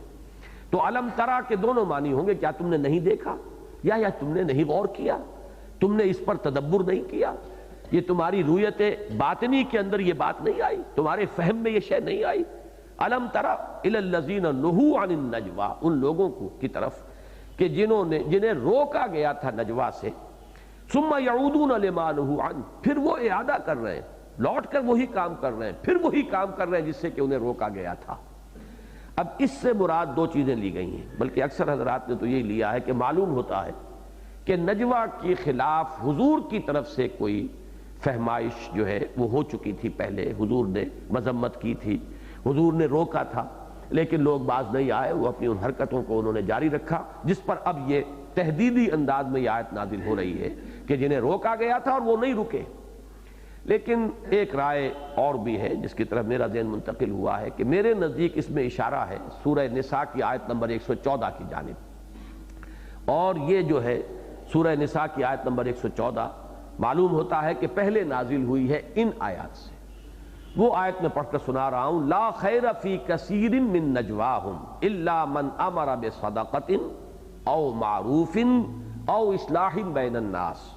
ومن یفعل ذلک ابتغاء مرضات اللہ فسوف نؤتیہ اجرا عظیما.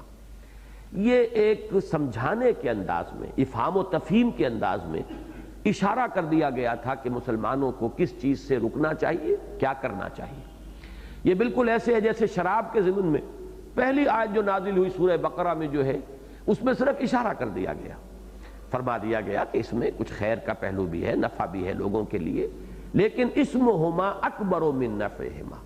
اس میں جو شراب اور جوئے میں، ان دونوں میں جو گناہ کا پہلو ہے وہ ان کے نفع کے پہلو سے بڑا ہے.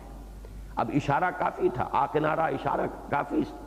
تو جو زیادہ فہیم اور جو فقیہ حضرات تھے اور صحابہ کرام میں کہ جن کی نگاہیں تیز تھیں، بصیرت باطنی سے اللہ تعالیٰ نے جنہیں زیادہ نوازا تھا، وہ فوراً اسی آیت پر شراب نوشی انہوں نے ترک کر دی. وہ سمجھ گئے کہ رخ کیا ہے، کدھر یہ بات جا رہی ہے.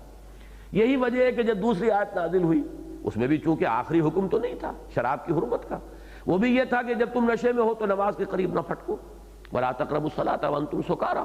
مت جاؤ نماز کے قریب اس حال میں کہ تم نشے میں ہو. اس میں بھی آخری حکم نہیں ہے. تو یہی وجہ ہے کہ پھر جب تیسری آیت نازل ہوئی ہے جو سورہ مائدہ میں، تو اس کا انداز بڑا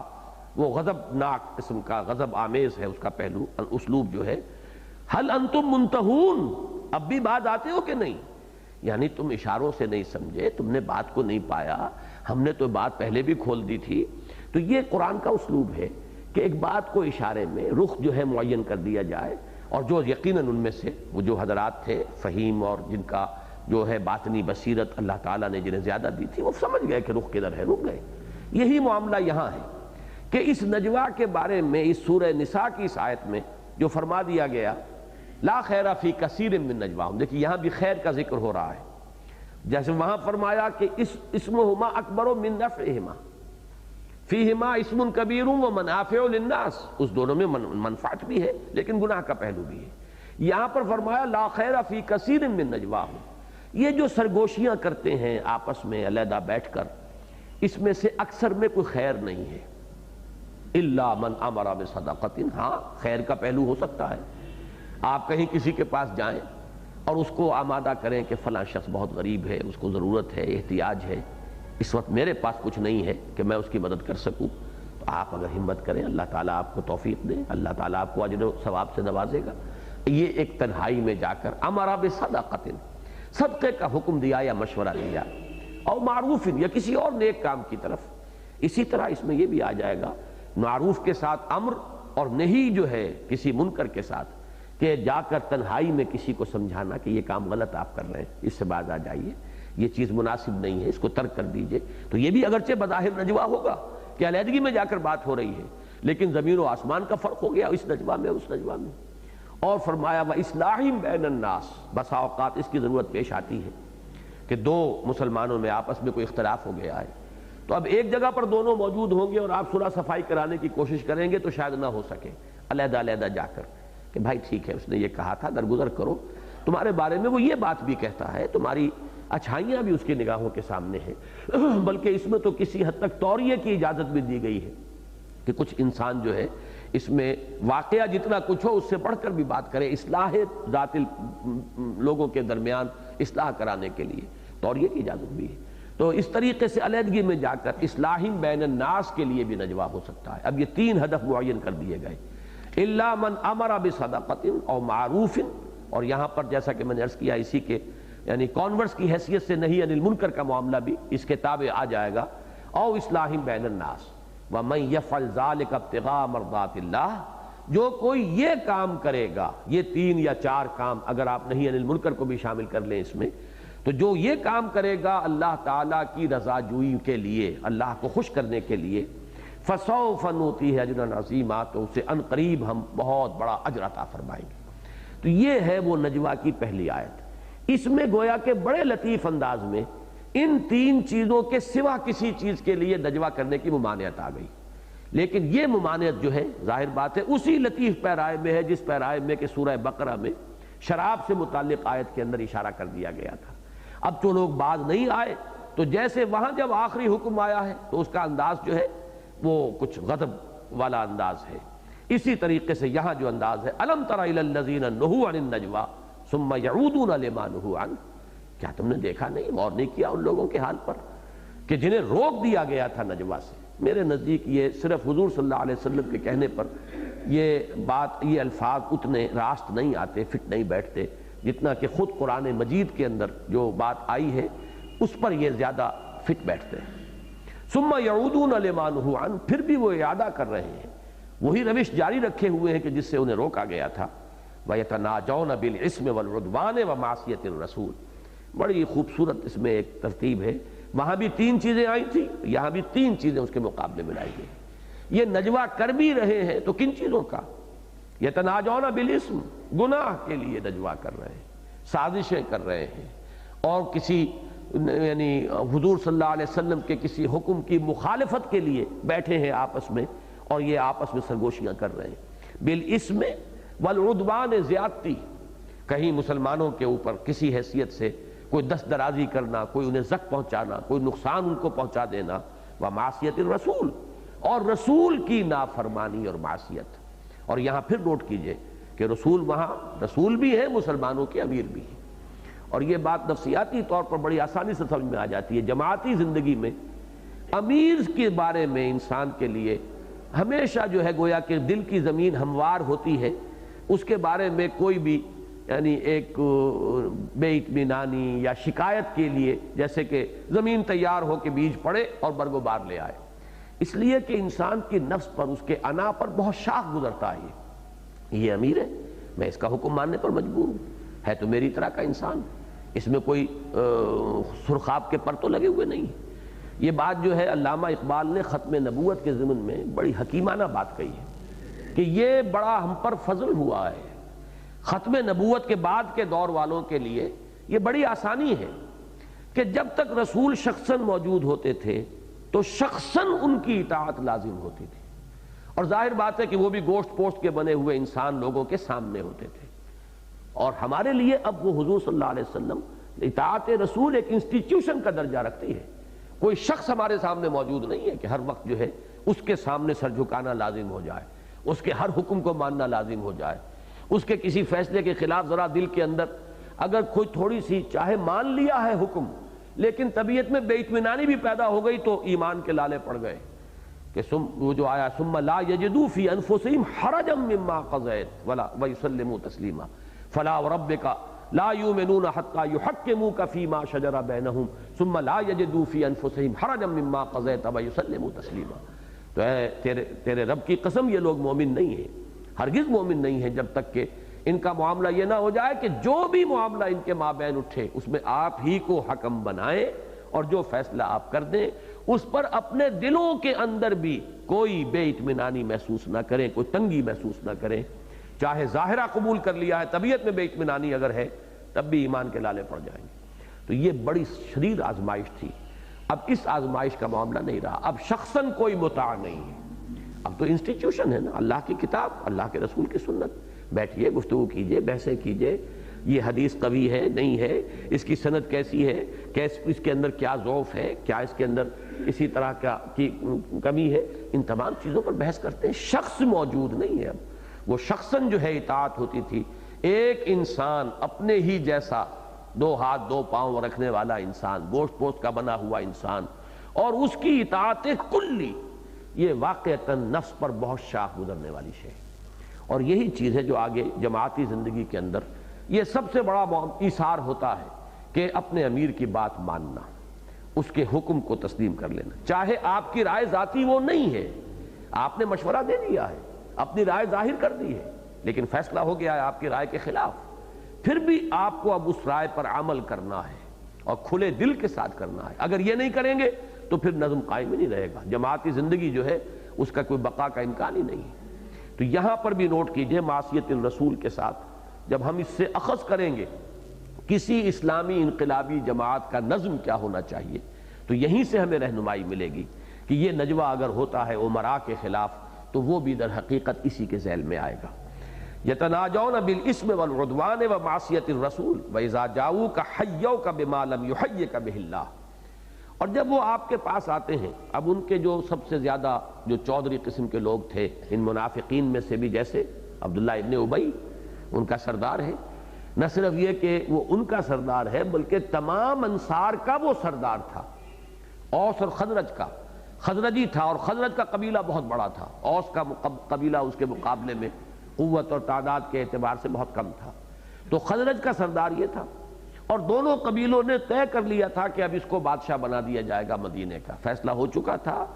تاج تیار ہو چکا، بس تاج پوشی کی کسر رہتی تھی کہ حضور صلی اللہ علیہ وسلم بے تاج بادشاہ کی حیثیت سے مدینے میں تشریف لے آئے۔ اب اس کے سارے خواب جو ہیں وہ پریشان ہو گئے، درم برم ہو گئے، وہ سارے منصوبے اور مستقبل کا جو بھی نقشہ،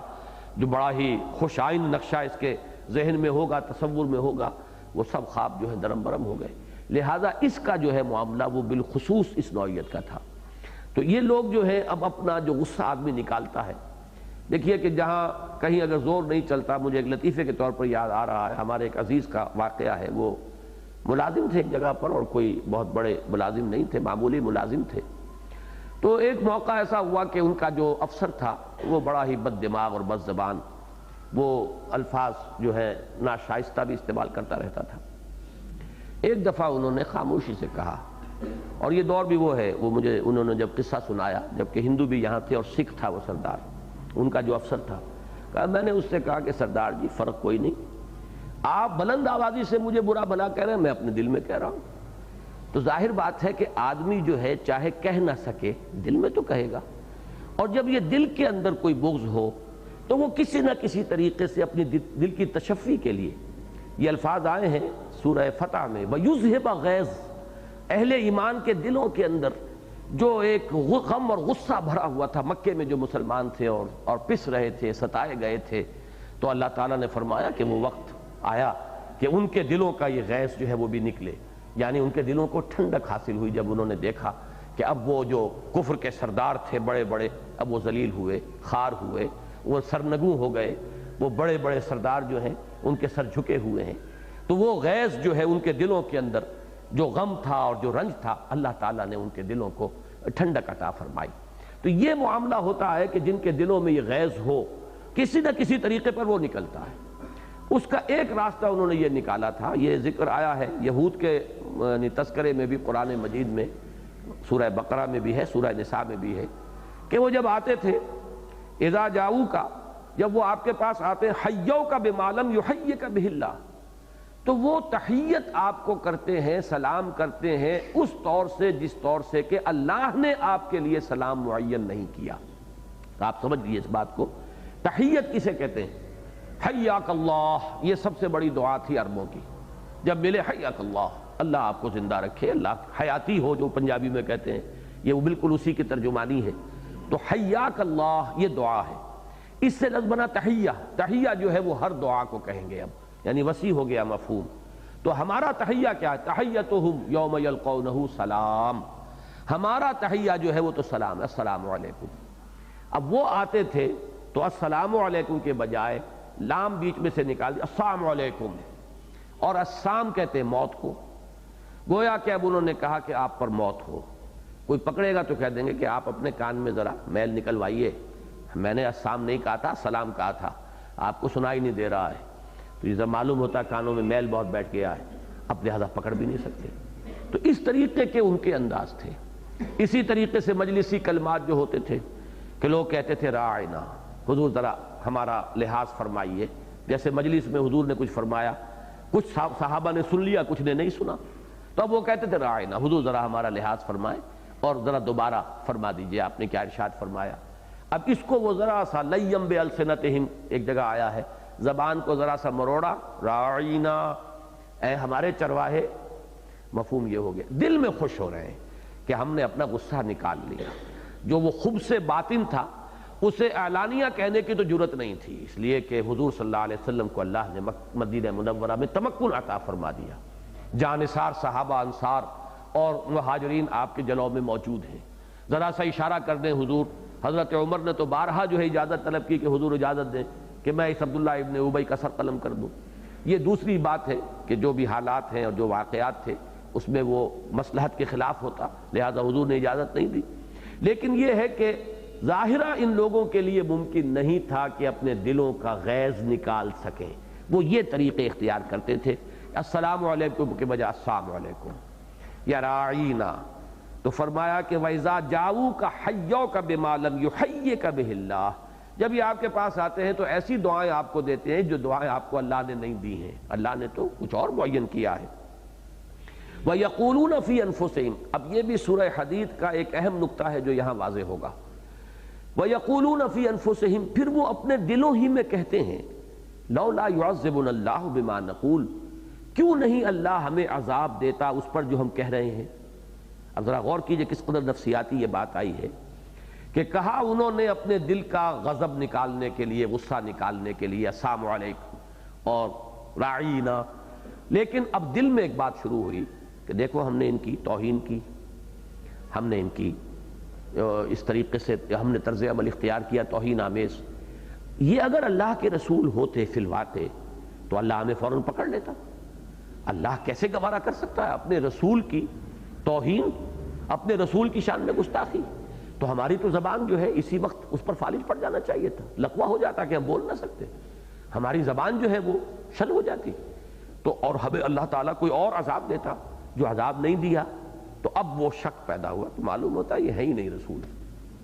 یہ ہے وہ طرز عمل جس کو کہ سورہ حدید میں بیان کیا، وَلَٰكِنَّكُمْ فَتَنْتُمْ أَنفُسَكُمْ وَتَرَبَّصْتُمْ وَارْتَبْتُمْ وَغَرَّتْكُمُ الْأَمَانِي،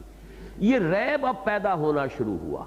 جو تھوڑی بہت ایمان کی پونجی تھی، کوئی یقین کی، کوئی دولت تھی، اب اس طرز عمل کے نتیجے میں اندر ہی اندر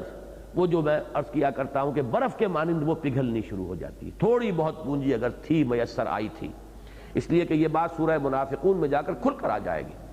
کہ یہ لوگ وہ تھے جو ایمان تو لائے تھے. ذالک بانہم آمنوا ثم کفروا فتبع علی قلوبہم فہم لا یفقہون. یہ معاملہ جو ہے بہت وضاحت کے ساتھ سورہ منافقون میں آئے گا. لیکن یہ تھوڑی سی پونجی ان کی جو تھی، ان کی بے عملی، جان اور مال کی محبت، اس کی وجہ سے پیش قدمی نہ کر سکنا، ایمان کے تقاضوں کو ادا کرنے سے کنی کترانا، اس کے نتیجے میں اب وہ ریب اور شکوک و شبہات کے ڈیرے دلوں کے اندر پیدا ہو جانا. یہ اس کی ایک مثال ہے بہت اہم کہ وہ بات کہی انہوں نے اور پھر دل میں یہ خیال آیا، شیطان نے اب یہ وسوسہ اندازی کی، وَيَقُولُونَ فِي أَنفُسِهِمْ لَوْلَا يُعَذِّبُنَا اللَّهُ بِمَا نَقُولُ. کیوں نہیں عذاب دیتا اللہ ہمیں اس چیز پر کہ جو ہم کہہ رہے ہیں. کیا مطلب؟ اس کو یہاں واضح نہیں کیا گیا. اب اس پر آپ خود غور کیجئے کہ یہ معلوم ہوتا ہے اللہ کے رسول ہیں ہی نہیں. یہ ہے وہ جو ان کے یہ پورا پروسیس جو ہے جس منفی رخ پر چل رہا ہے، جو اس کا آخری نتیجہ ہے. نفسیاتی یہ بات آئی ہے کہ کہا انہوں نے اپنے دل کا غضب نکالنے کے لیے، غصہ نکالنے کے لیے السلام علیکم اور راعینا، لیکن اب دل میں ایک بات شروع ہوئی کہ دیکھو ہم نے ان کی توہین کی، ہم نے ان کی اس طریقے سے ہم نے طرز عمل اختیار کیا توہین آمیز. یہ اگر اللہ کے رسول ہوتے فلواتے تو اللہ ہمیں فوراً پکڑ لیتا. اللہ کیسے گوارا کر سکتا ہے اپنے رسول کی توہین، اپنے رسول کی شان میں گستاخی؟ تو ہماری تو زبان جو ہے اسی وقت اس پر فالج پڑ جانا چاہیے تھا، لقوہ ہو جاتا کہ ہم بول نہ سکتے، ہماری زبان جو ہے وہ شل ہو جاتی. تو اور ہمیں اللہ تعالیٰ کوئی اور عذاب دیتا جو عذاب نہیں دیا. تو اب وہ شک پیدا ہوا تو معلوم ہوتا ہے یہ ہے ہی نہیں رسول. یہ ہے وہ طرز عمل جس کو کہ سورہ حدید میں بیان کیا، وَلَٰكِنَّكُمْ فَتَنْتُمْ أَنفُسَكُمْ وَتَرَبَّصْتُمْ وَارْتَبْتُمْ وَغَرَّتْكُمُ الْأَمَانِي. یہ ریب اب پیدا ہونا شروع ہوا. جو تھوڑی بہت ایمان کی پونجی تھی، کوئی یقین کی، کوئی دولت تھی، اب اس طرز عمل کے نتیجے میں اندر ہی اندر وہ جو میں عرض کیا کرتا ہوں کہ برف کے مانند وہ پگھلنی شروع ہو جاتی. تھوڑی بہت پونجی اگر تھی میسر آئی تھی، اس لیے کہ یہ بات سورہ منافقون میں جا کر کھل کر آ جائے گی کہ یہ لوگ وہ تھے جو ایمان تو لائے تھے. ذالک بانہم آمنوا ثم کفروا فتبع علی قلوبہم فہم لا یفقہون. یہ معاملہ جو ہے بہت وضاحت کے ساتھ سورہ منافقون میں آئے گا. لیکن یہ تھوڑی سی پونجی ان کی جو تھی، ان کی بے عملی، جان اور مال کی محبت، اس کی وجہ سے پیش قدمی نہ کر سکنا، ایمان کے تقاضوں کو ادا کرنے سے کنی کترانا، اس کے نتیجے میں اب وہ ریب اور شکوک و شبہات کے ڈیرے دلوں کے اندر پیدا ہو جانا. یہ اس کی ایک مثال ہے بہت اہم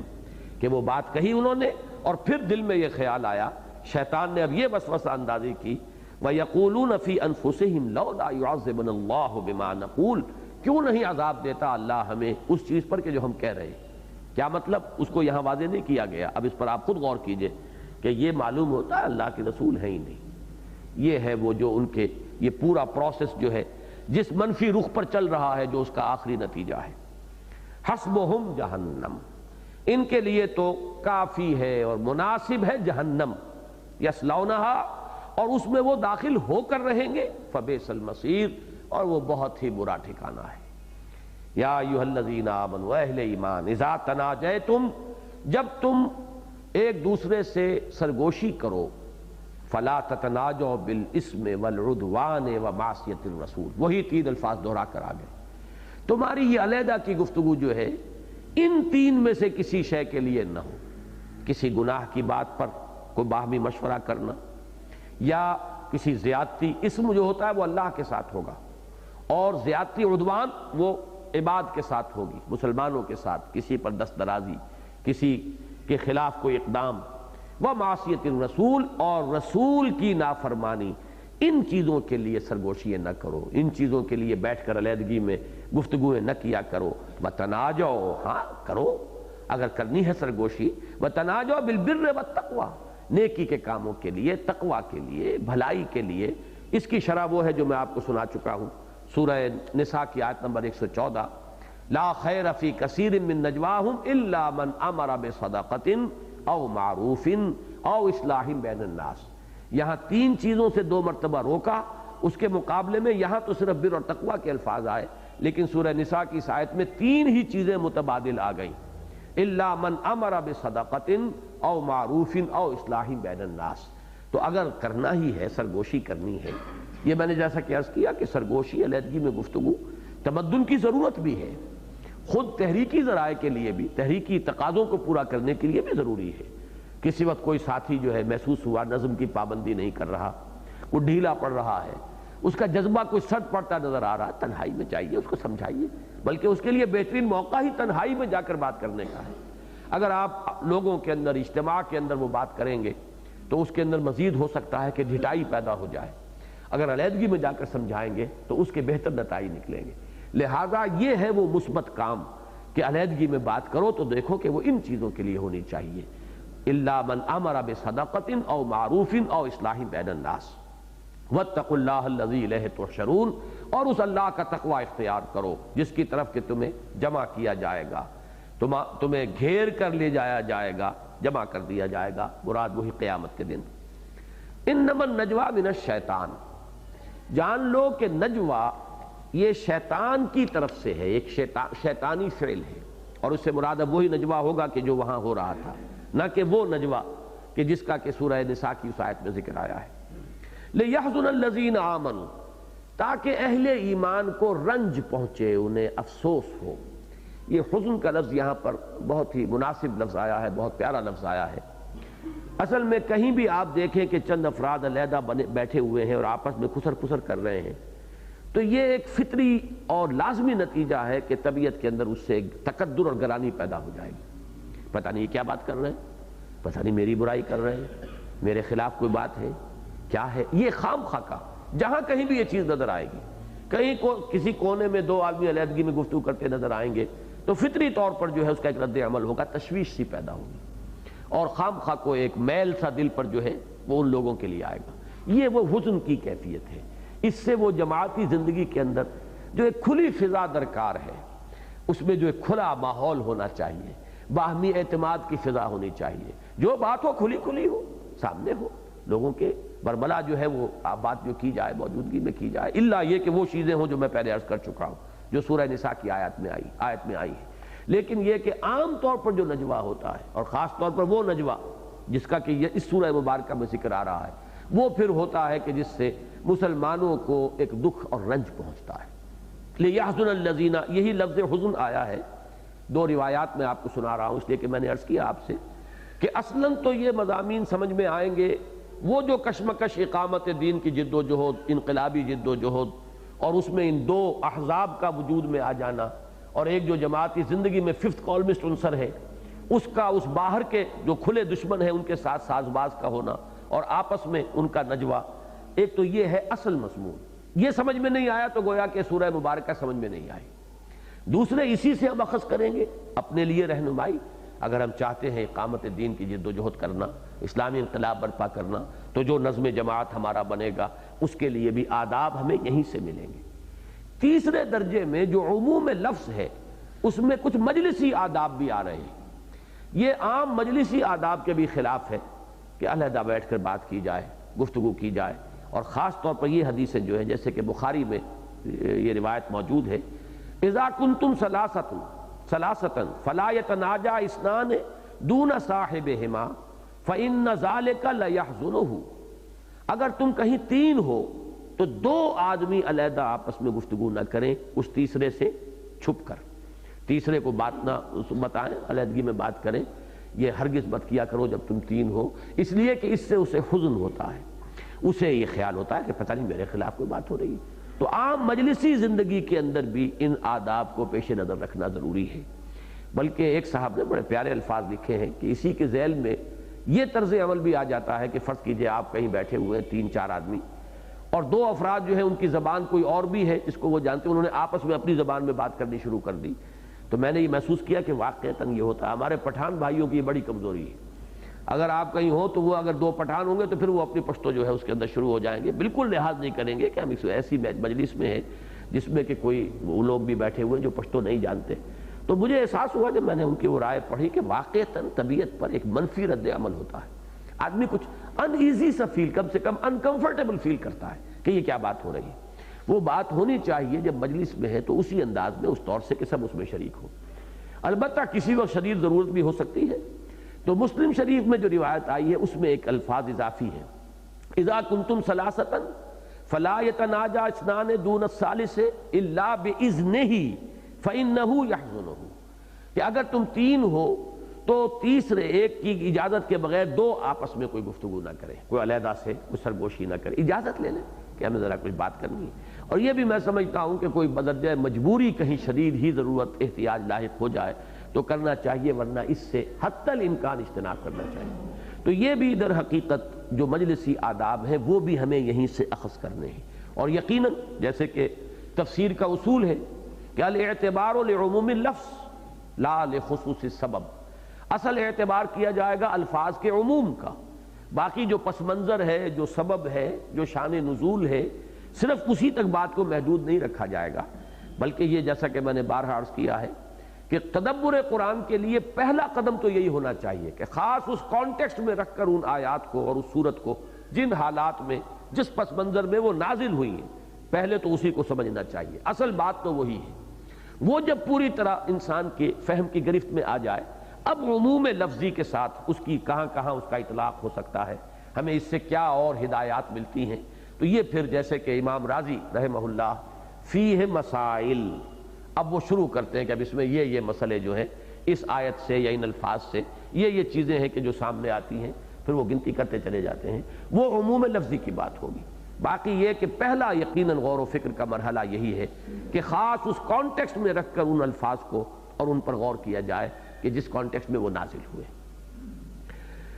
انما النجوى من الشیطان لیحزن الذین آمنوا ولیس بضارهم شیئا الا باذن اللہ، یہ ہے ہمارے ایمان کا تقاضا،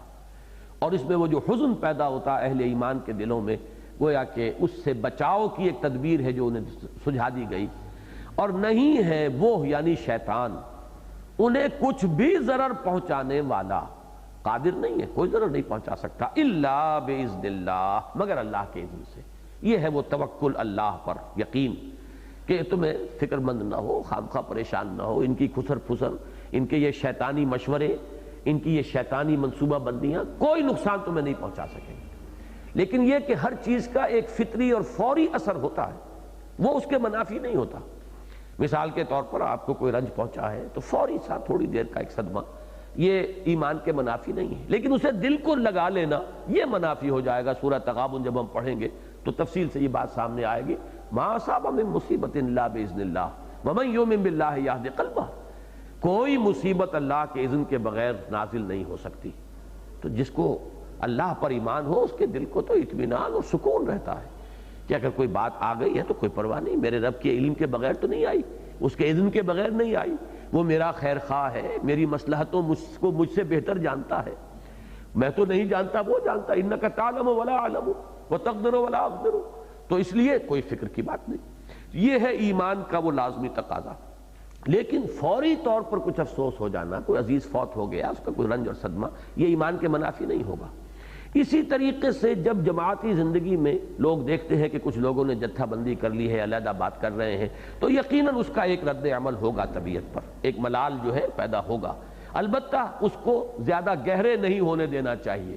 اس کے کچھ مستقل جو ہے تاثر اس سے نہیں لینا چاہیے، اور اس سے بچنے کی شکل کیا ہوگی؟ یہ یقین وَلَيْسَ بِضَارِّهِمْ شَيْئًا إِلَّا بِإِذْنِ اللَّهِ، نہیں ہے انہیں کوئی بھی ضرر پہنچانے والا، قطعاً کوئی نقصان نہیں پہنچا سکے گا مگر اللہ کے اذن سے۔ اللہ ہی کو تمہاری کوئی آزمائش مطلوب ہے، تمہارے لیے کوئی امتحان جو ہے مقصود ہے، کیا کسی کو پھر کسی کا امتحان مقصود ہے، تو اللہ تعالیٰ جو ہے کوئی تمہیں اس طرح کی کوئی تکلیف جو ہے اس کے اذن سے پہنچ جائے، ظاہر بات ہے پھر اس سے بچاؤ کی کوئی شکل ہی نہیں ہے۔ لا ملجا منکا ولا ماوا الا الیک، اے اللہ تجھ سے کہیں نجات پانے کی جگہ اور تجھ سے کہیں پناہ نہیں ہے مگر تیرے ہی دامن میں، کہاں جائیں گے؟ کوئی اور پناہ گاہ تو ہے نہیں۔ جیسے کہ کوئی بچہ جو ہے اگر اسے ماں مار رہی ہو تو آپ نے دیکھا ہوگا کہ وہ لپٹتا ہے ماں ہی سے، کہاں جائے گا؟ وہ ماں مار رہی ہے تو ناراض ہو کر کہیں ادھر ادھر نہیں جائے گا، وہ پھر اپنی ماں سے لپٹتا ہے، اسی کے دامن سے چپٹتا ہے۔ تو یہ بہترین تعبیر ہے، جب میں یہ الفاظ پڑھتا ہوں حدیث نبوی میں جو آتے ہیں تو بچے کا وہ نقشہ میرے نگاہ میں آ جاتا ہے کہ ماں مار رہی ہے لیکن وہ ماں ہی کے دامن سے لپٹے جا رہا ہے، چمٹ رہا ہے، اسی کے قدموں سے، اسی ٹانگوں سے لپٹ رہا ہے۔ وہی ہے کہ ولا ملجا منک ولا ماوا الا الیک، اے اللہ تجھ سے کوئی پناہ گاہ، تجھ سے کہیں بھاگ کر جانے کی کوئی جگہ، تجھ سے کوئی نجات پانے کی جگہ ہے ہی نہیں سوائے خود تیرے ہی دامن میں۔ آئیں گے تو ہم تیرے ہی دامن میں آئیں گے، پناہ گاہ تو وہی ہے۔ لہذا یہ چیز ذہن میں رکھیے کہ اللہ تعالیٰ نے اس چیز سے بچانے کے لیے فرما دیا وَلَيْسَ بِضَارِّهِمْ شَيْئًا إِلَّا بِإِذْنِ اللَّهِ۔ اس کا لازمی نتیجہ کیا ہوگا؟ وَعَلَى اللَّهِ فَلْيَتَوَكَّلِ الْمُؤْمِنُونَ، اہل ایمان کو تو اللہ ہی پر توکل کرنا چاہیے، بھروسہ، اعتماد، کوئی کچھ نہیں بگاڑ سکتا، لا حول ولا قوت الا باللہ۔ یا جیسے ایک حدیث میں آیا ہے حضرت عبداللہ ابن عباس سے، جو حضور نے فرمایا کہ یا غلام اعلمک بکلمات، اے میرے بچے میں تجھے چند باتیں تلقین کرتا ہوں، ان میں یہ بھی ہے کہ اچھی طرح سمجھ لے، اگر تمام انسان مل کر چاہیں کہ تجھے کوئی فائدہ پہنچا دے، نہیں پہنچا سکتے مگر وہ جو اللہ نے تیرے لیے لکھ دیا ہو،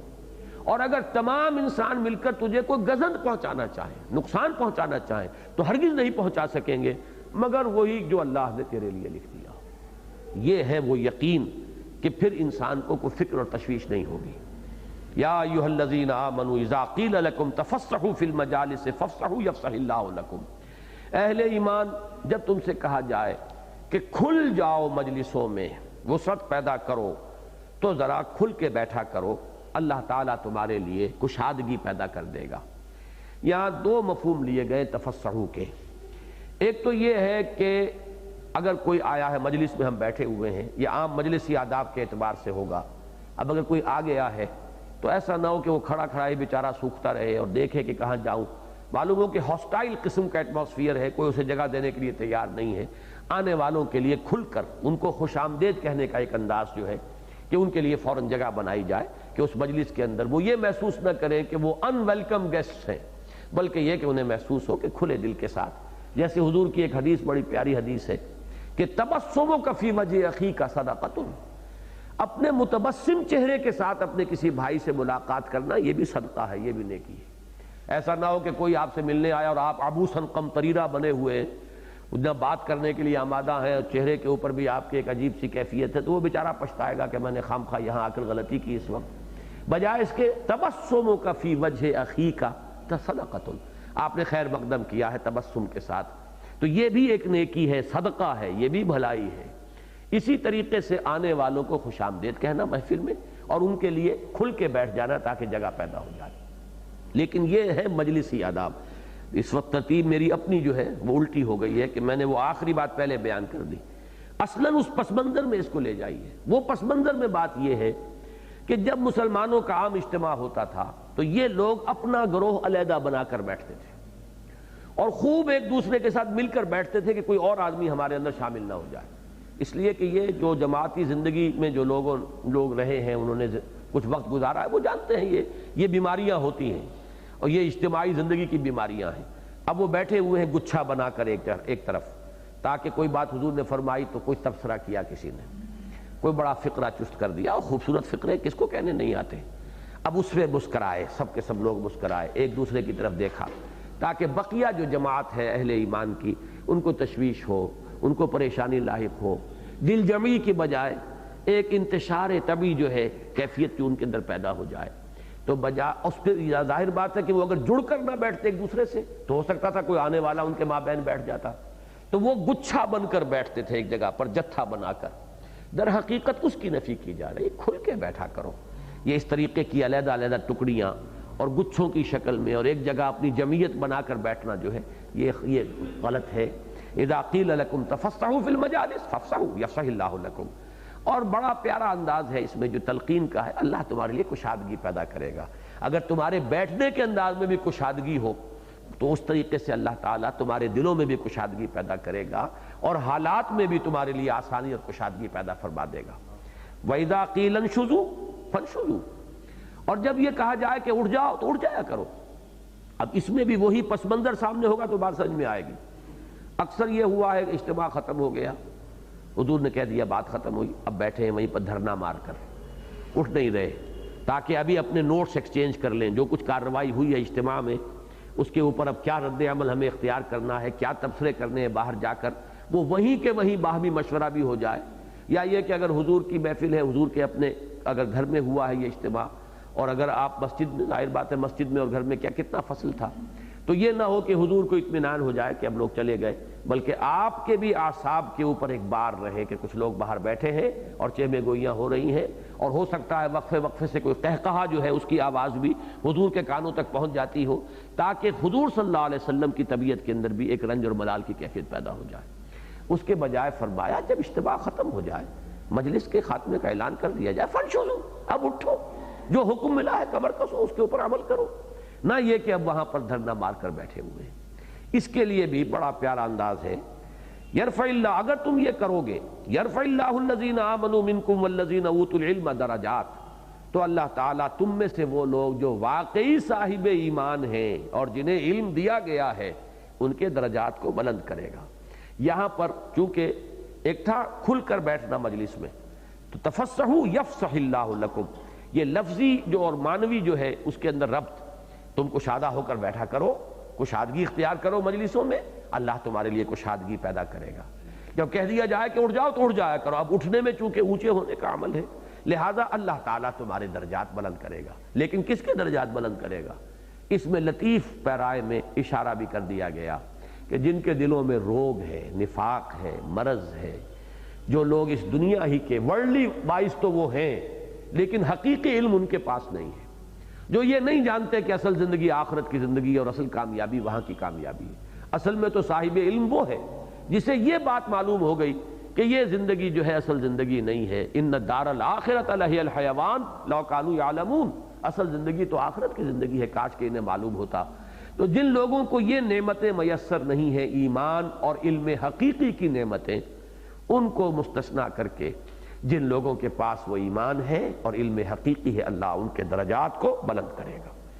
فانشزوا یرفع اللہ الذین آمنوا منکم والذین اوتوا العلم درجات واللہ بما تعملون خبیر، اور اللہ تعالیٰ جو کچھ تم کر رہے اس سے باخبر ہے۔ اب آخری حکم آ رہا ہے، اس کے ضمن میں بھی میں نے یہ دو حدیثیں نقل کی تھیں کہ یہ جو مجلسی آداب بھی یہاں سے نکلتے ہیں، عام مجلسی اور معاشرتی آداب، وہ بھی نوٹ کر لیں۔ حضور نے فرمایا لا یقیم الرجل الرجل من مجلسہ فیجلس فیہ ولکن تفسحوا وتوسعوا، ایسا نہیں ہونا چاہیے کسی محفل میں کوئی شخص آئے تو وہ کسی کو اٹھائے اور اس کی جگہ خود بیٹھ جائے۔ یہ ہوتا ہے ہمارے ہاں، چودھری قسم کا آدمی آ گیا تو کوئی شخص جو ہے وہ اٹھنے پر مجبور ہے، چاہے طبیعت اس کا آمادہ نہ ہو رہی ہو، اور وہ وہاں پر بیٹھ جاتا ہے، تو حضور نے فرمایا اس سے بھی دل میں ایک رنجش کی کیفیت پیدا ہوتی ہے، اونچ نیچ کا تصور پیدا ہوتا ہے، تو ایسا ہرگز نہ کیا کرو، بلکہ ولیکن تفسحوا وتوسعوا، بلکہ مجلس کو وسیع کر لیا کرو، پھیل کے بیٹھ جایا کرو۔ جب ذرا دائرہ وسیع کر لو گے جگہ نکل آئے گی، کسی کے اٹھنے کی ضرورت نہیں ہوگی۔ تو یہ گویا کہ وہ پہلی بات جو میں نے بیان کر دی تھی، اس کے لیے یہ حدیث نوٹ کر لیں، یہ متفق علیہ روایت ہے بخاری اور مسلم کی۔ ہمیں اپنے عام مجالس میں بھی ان چیزوں کا لحاظ رکھنا چاہیے، اور یہ چیزیں ہیں کہ جو بہت ہی یعنی سنہری اصول ہیں مجلسی زندگی کے۔ اسی طرح فرمایا لا یحل لرجل ان یفرق بین اثنین الا باذنہما، یہ بھی کسی مسلمان کے لیے جائز نہیں ہے، کسی شخص کے لیے جائز اور روا نہیں ہے کہ وہ دو افراد کے مابین آ کر زبردستی بیٹھ جائے انہیں ہٹا کر، اور پھر ان کی جگہ پر جو ہے خود دھس جائے جسے کہنا چاہیے، یہ شکل بھی نہیں ہے۔ اجازت سے اور خوش دلی کے ساتھ یہ معاملہ ہونا چاہیے مجلسوں کے اندر۔ تو یہ دونوں طرف سے، یہ اگر آنے والے اور جو پہلے سے موجود ہیں، ان دونوں کے لیے آداب ہیں۔ وہ یہ کوشش نہ کرے کہ زبردستی کہیں پر گھسے، اور وہ لوگ جو ہیں ان کے لیے بھی حکم یہ دیا گیا کہ وہ وسعت پیدا کرے تاکہ آنے والوں کے لیے گنجائش پیدا ہو جائے۔ یہ ہے وہی جو اس کے جو مجلسی آداب ہے۔ لیکن ان آیات مبارکہ کا اصل مفہوم جیسا کہ میں نے عرض کیا،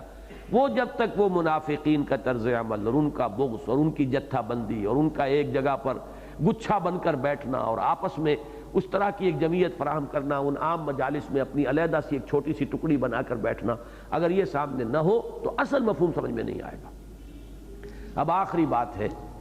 یا ایھا الذین آمنوا اذا ناجیتم الرسول فقدموا بین یدی نجواکم صدقہ۔ اب میں یہ محسوس کر رہا ہوں کہ جو میرا ارادہ تھا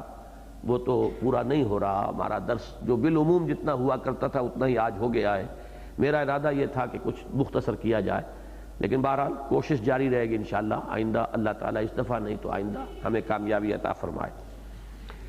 اے اہل ایمان، اذا ناجیتم الرسول، جب تم رسول سے کوئی مناجات کرو. یہ مناجات وہی نجوہ سے ہے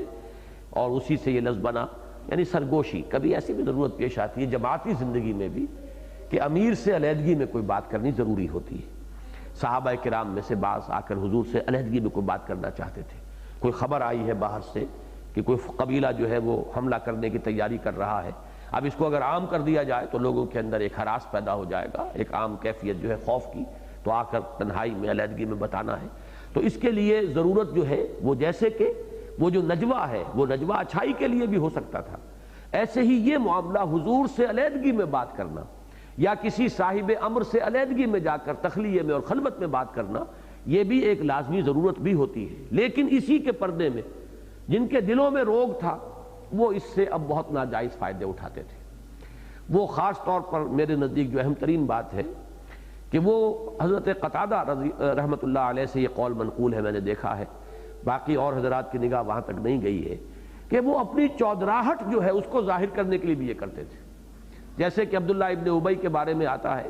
کہ وہ اپنی اس چودراہٹ کے اظہار کے لیے یہ کیا کرتا تھا کہ حضور جب خطبے کے لیے کھڑے ہوتے تھے تو پہلے خود کھڑا ہوتا تھا اور پہلے کہتا تھا لوگو یہ اللہ کے رسول ہیں، ان کی بات بڑی توجہ سے سنو،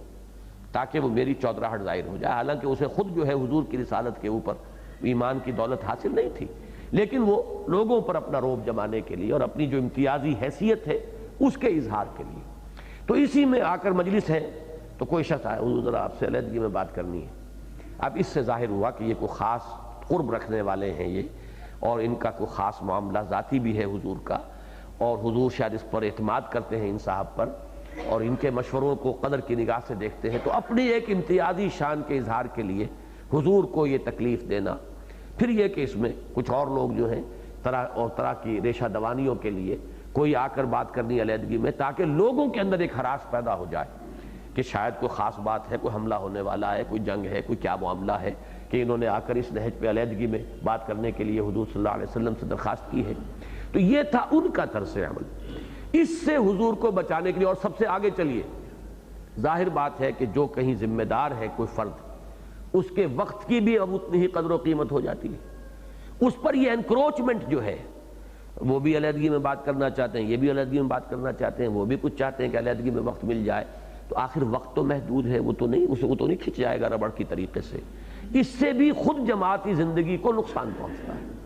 انہیں جو تخلیہ چاہیے، ظاہر بات ہے حضور صلی اللہ علیہ وسلم کی بھی اپنی ذاتی ضرورتیں بھی ہوتی تھی. پھر تخلیہ نہ ہو تو غور و فکر کا موقع نہیں ملتا، سوچ بچار کا موقع نہیں ملتا. اگر سارا جو وقت ہے آپ کا، اسی وجہ سے سورہ حجرات میں ہم پڑھائے ہیں کہ ان الذین ینادونک من وراء الحجرات اکثرهم لا یعقلون ولو انہم صبروا حتی تخرج الیہم لکان خیرا لہم. وہ لوگ کہ جو آپ کو حجرے کے باہر سے آوازیں دینے شروع کر دیتے ہیں، پکارنا شروع کر دیتے ہیں، یہ اکثر جو ہے اہل عقل نہیں ہے، ناسمجھ لوگ ہیں. اگر وہ انتظار کرتے کہ یہاں تک کہ آپ خود برآمد ہوتے اپنے پروگرام اور معمول کے مطابق، تو یہ ان کے لیے کہیں بہتر تھا. تو ظاہر بات ہے کہ معمولات ہے، پروگرام ہے، ٹائم ایلوکیشن ہے، اس پر بھی خام خواہ بعض اوقات لوگ جو ہیں برا مان جاتے ہیں. اور بات ایسی ہوتی ہے، کوئی شخص باہر سے چل کر آیا ہے بڑی محبت کے ساتھ، بڑے اچھے جذبات لے کر، اب اگر اسے بتایا جائے کہ وہ امیر صاحب جو ہیں وہ تو اس وقت مصروف ہیں، مشغول ہیں، نہیں مل سکتے، تو یقیناً آپ خود اپنے اوپر طاری کیجئے، طبیعت کے اوپر ایک رد عمل پیدا ہوگا کہ تو میرا شوق دیکھ، میرا اشتیاق دیکھ، میں کن جذبات کے ساتھ آیا ہوں اور یہاں وقت نہیں ہے. تو یہ چیزیں ہیں کہ جو جماعتی زندگی کے اندر مختلف پہلوؤں سے اس سے پھر منفی اثرات پیدا ہوتے ہیں. اب اس کے لیے ایک عجیب حکم ہے جو یہاں دیا گیا، اور اس میں غالباً ان لوگوں کا ہی صرف جو ہے سد باب کیا جا رہا ہے. ایک طرف حضور صلی اللہ علیہ وسلم کے معمولات کو اور اوقات کو بچایا جا رہا ہے، دوسری طرف وہ ریشہ دوانی کرنے والوں کا، چونکہ جو منافق تھے انہیں تو مال بہت عزیز تھا، دولت کے تو وہ پجاری تھے، لہذا ان کو روک لگانے کے لیے ان کے لیے ایک حکم نازل کر دیا گیا کہ اگر تمہیں حضور سے علیحدگی میں بات کرنی ہو تو پہلے کچھ صدقہ کیا کرو. یہ گویا کہ اس ایک عملی حکم جس سے وہ جو دولت کے پجاری ہیں وہ تو ویسے ٹھٹر کر رہ جائیں کہ اب حضور سے علیحدگی میں وقت لینے کے لیے تو گویا کہ فیس دینی پڑے گی. اب یہ فیس اگرچہ حضور کو نہیں جانی، لفظ صدقہ آیا ہے اس لیے کہ حضور صلی اللہ علیہ وسلم کے لیے تو صدقہ جو ہے وہ حرام ہے، صدقہ بھی زکوٰۃ بھی حضور کے لیے اور آپ کے اولاد کے لیے۔ تو یہاں معلوم ہوا کہ یہ گویا کہ اب ایک چندہ ہے مسلمانوں کی اجتماعی زندگی کے لیے، لیکن وہ ایک طرح کی فیس تو بن گئی کہ اگر امیر جماعت سے علیحدہ بات کرنی ہے تو پہلے ذرا کچھ گرا ڈھیلی کرو اور کچھ چیز جو ہے وہ اپنی اس جماعت کے فنڈ کے اندر جمع کراؤ، پھر آؤ اور پھر بات کرو۔ اب اس سے جہاں جو صاحب ایمان ہوں گے جن کے سامنے جماعتی زندگی کے تقاضے ہیں وہ تو اس سے دل برداشتہ نہیں ہوں گے، بلکہ وہ صدقہ دیں گے اور حضور سے بات کریں گے۔ لیکن جن کو اصل محبتی دولت سے تھی، سارا مرض تو ان کا یہی تھا، وہ مال اور جان عزیز ہونا، تو ان کو گویا کہ خود بخود ایک روک جو ہے ان کے راستے میں حائل کر دی گئی، اور جب وہ کیفیات حاصل ہو گئیں تو پھر اس حکم کو منسوخ بھی کر دیا گیا۔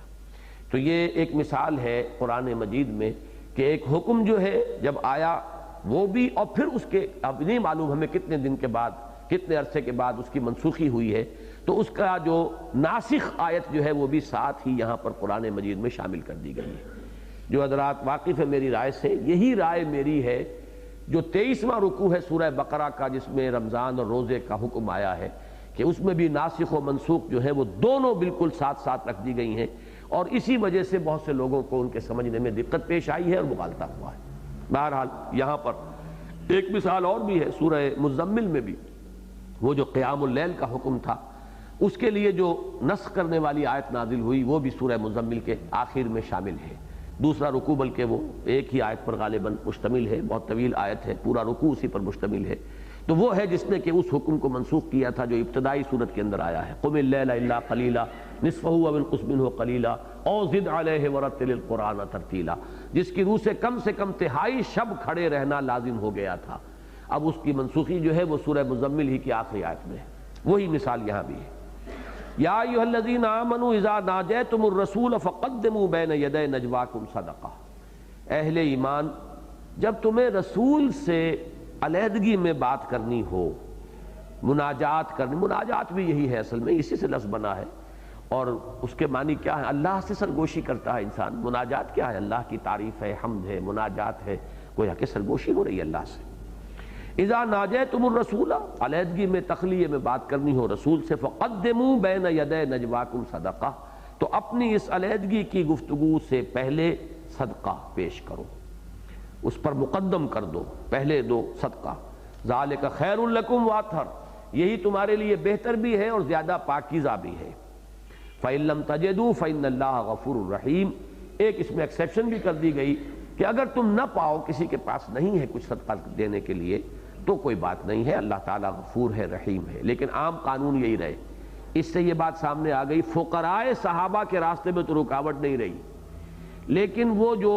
امرات ہے، اور ظاہر بات ہے کہ منافقین کی اکثریت انہی پر مشتمل تھی جو دولت مند لوگ تھے، اسی لیے آتا ہے قرآن مجید میں کہ اے نبی آپ کو ان کے مال اور اولاد جو ہے آپ اس سے متاثر نہ ہو، لا تعجبک اموالہم ولا اجسادہم، تو ان کے اجساد اور ان کے مال ان سے آپ متاثر نہ ہوا کریں۔ تو فرمایا کہ فإن لم تجدوا فإن اللہ غفور الرحیم، اگر نہ پاؤ تو پھر کوئی حرج نہیں ہے، اللہ تعالیٰ غفور ہے اور رحیم ہے۔ اشفقتم، اب اس کے فوراً بعد یہ آیت آ گئی ہے جس میں کہ اس کی منسوخی ہو رہی ہے اس حکم کی۔ اشفقتم ان تقدموا بین یدی نجواکم صدقات، کیا تم ڈر گئے اس سے تمہیں بددلی ہوئی ہے؟ اشفقتم، کیا تم ڈر گئے ہو اس سے کہ تم اپنے نجوا اور اپنی علیحدگی کی گفتگو سے پہلے تم صدقہ پیش کرو اس سے؟ فإذ لم تفعلوا، تو جب تم نے یہ نہیں کیا، وتاب اللہ علیکم، اور اگر نہیں کیا تو اللہ تعالیٰ نے بھی تم پر توجہ کی اور تم پر نظر عنایت فرمائی، نتیجہ کیا؟ تمہاری توبہ قبول کر لی۔ اب یہ ذرا مشکل مقام ہے، اس پر بعض حضرات نے بحث کی ہے، اور ایک نقطہ جو بہت اچھا سمجھ میں آیا وہ یہ ہے کہ یقیناً اس سے کچھ مومنین صادقین کو ایک پشیمانی ہوئی ہوگی کہ اللہ تعالیٰ کا منشا یہ معلوم ہو رہا ہے کہ نبی کے وقت کو ضائع نہ کیا جائے، نبی کے اوقات پر زیادہ بوجھ نہ ڈالا جائے، ان کی پرائیویسی پر زیادہ جو ہے انسان انکروچمنٹ نہ کرے۔ تو یہ چیز اگر کسی سے ہوتی رہی ہے، اور فرط محبت میں، فرط عقیدت میں حضور صلی اللہ علیہ وسلم سے جو ایک دلی تعلق تھا اس کی وجہ سے ہوئی ہے، تو ایک پشیمانی کی کیفیت ان پر طاری ہوئی ہوگی کہ یہ معاملہ جو ہے، اور آج تک ہم نے اس پر عمل نہیں کیا۔ جیسے ایک تشویش ہو گئی تھی صحابہ کرام کو کہ جب تحویل قبلہ کا حکم آ گیا تو اب تک کی ہماری نمازوں کا کیا ہوا، اور جو لوگ فوت ہو گئے اس عرصے میں تو ان کا کیا بنے گا؟ نماز تو دین کا سب سے بڑا ستون، اہم ترین رکن ہے، رکن رکین ہے، صلاۃ و عماد الدین۔ تو اگر اصل قبلہ یہ ہے جو آج ہمیں جس کا حکم دیا جا رہا ہے، تو جو لوگ فوت ہو گئے اسی عرصے میں نمازیں پڑھتے ہوئے شمال کی طرف بیت المقدس کی طرف رخ کر کے ہی، تو ان کا کیا بنے گا؟ تو یہ صحابہ کرام کے اندر ایک تشویش ہو جایا کرتی تھی۔ اس تشویش کے ازالے کے لیے، ان کی دلجوئی کے لیے فرمایا گیا وَتَابَ اللَّهُ عَلَيْكُمْ، کوئی بات نہیں ہے اگر اس سے پہلے اس ضمن میں کوئی اونچ نیچ ہو گئی ہے اور کسی محبت اور عقیدت اور یعنی حضور کے ساتھ قلبی لگاؤ کی وجہ سے کہیں اگر اس میں یعنی تمہارا طرز عمل غلط رہا ہے تو اس میں گھبرانے کی بات نہیں ہے۔ اللہ تعالیٰ جو ہے معاف فرمانے والا اور توبہ کو قبول فرمانے والا ہے۔ البتہ اب اس کے ایک بدل کے طور پر فَأَقِيمُوا الصَّلَاةَ وَآتُوا الزَّكَاةَ ایک مثبت رخ بھی دے دیا گیا۔ یہی انداز ہے سورہ مزمل میں بھی کہ جب وہ جو قیام اللیل کا حکم تھا جب منسوخ ہوا ہے تو فَقْرَؤُوا مَا تَيَسَّرَ مِنْهُ وَأَقِيمُوا الصَّلَاةَ وَآتُوا الزَّكَاةَ وَأَقْرِضُوا اللَّهَ قَرْضًا حَسَنًا، یعنی جو تم پر پہلے بوجھ ڈالا گیا تھا اس کا ایک متبادل ہے جو اب تمہیں دیا جا رہا ہے۔ پہلے نماز رات کے وقت کم سے کم تہائی شب کھڑا ہونا اگر تمہارے لیے لازم کر دیا گیا تھا تو اب اس کا بدل دیا گیا ہے۔ وہ بدل کیا؟ اب نماز قائم رکھو، زکوٰۃ ادا کرو، اللہ کو قرض حسنہ دیا کرو۔ وَمَا تُقَدِّمُوا لِأَنفُسِكُم مِّن خَيْرٍ تَجِدُوهُ عِندَ اللَّهِ هُوَ خَيْرٌ وَأَعْظَمُ أَجْرًا، تو جو بھی تم اللہ کے لیے جو صدقہ کرو گے، جو اللہ کو قرض حسنہ دو گے تو اسے موجود پاؤ گے اللہ کے ہاں بہت بہتر حالت میں، اور اجر کے اعتبار سے بہت عظمت والا اجر تمہیں ملے گا۔ تو یہ گویا کہ اس کا ایک بدل ہے، جس چیز کو کہیں سے ہٹایا گیا ہے تو اس کی جگہ پر اس خلا کو پر کیا گیا متبادل ایک تاکید سے۔ فَأَقِيمُوا الصَّلَاةَ، یہ فا نے اس کو جوڑ دیا اس کے ساتھ کہ اس کی تلافی اس طور سے ہو سکے گی، پس قائم رکھو نماز کو اور ادا کرو زکوٰۃ۔ وَأَطِيعُوا اللَّهَ وَرَسُولَهُ، اور اللہ اس کے رسول کی اطاعت پر کاربند رہو۔ وَاللَّهُ خَبِيرٌ بِمَا تَعْمَلُونَ، اور یقیناً اللہ تعالیٰ خوب باخبر ہے اس سے جو تم کر رہے ہو۔ بارک اللہ لی ولکم فی القرآن العظیم ونفعنی وإیاکم بالآیات والذکر الحکیم۔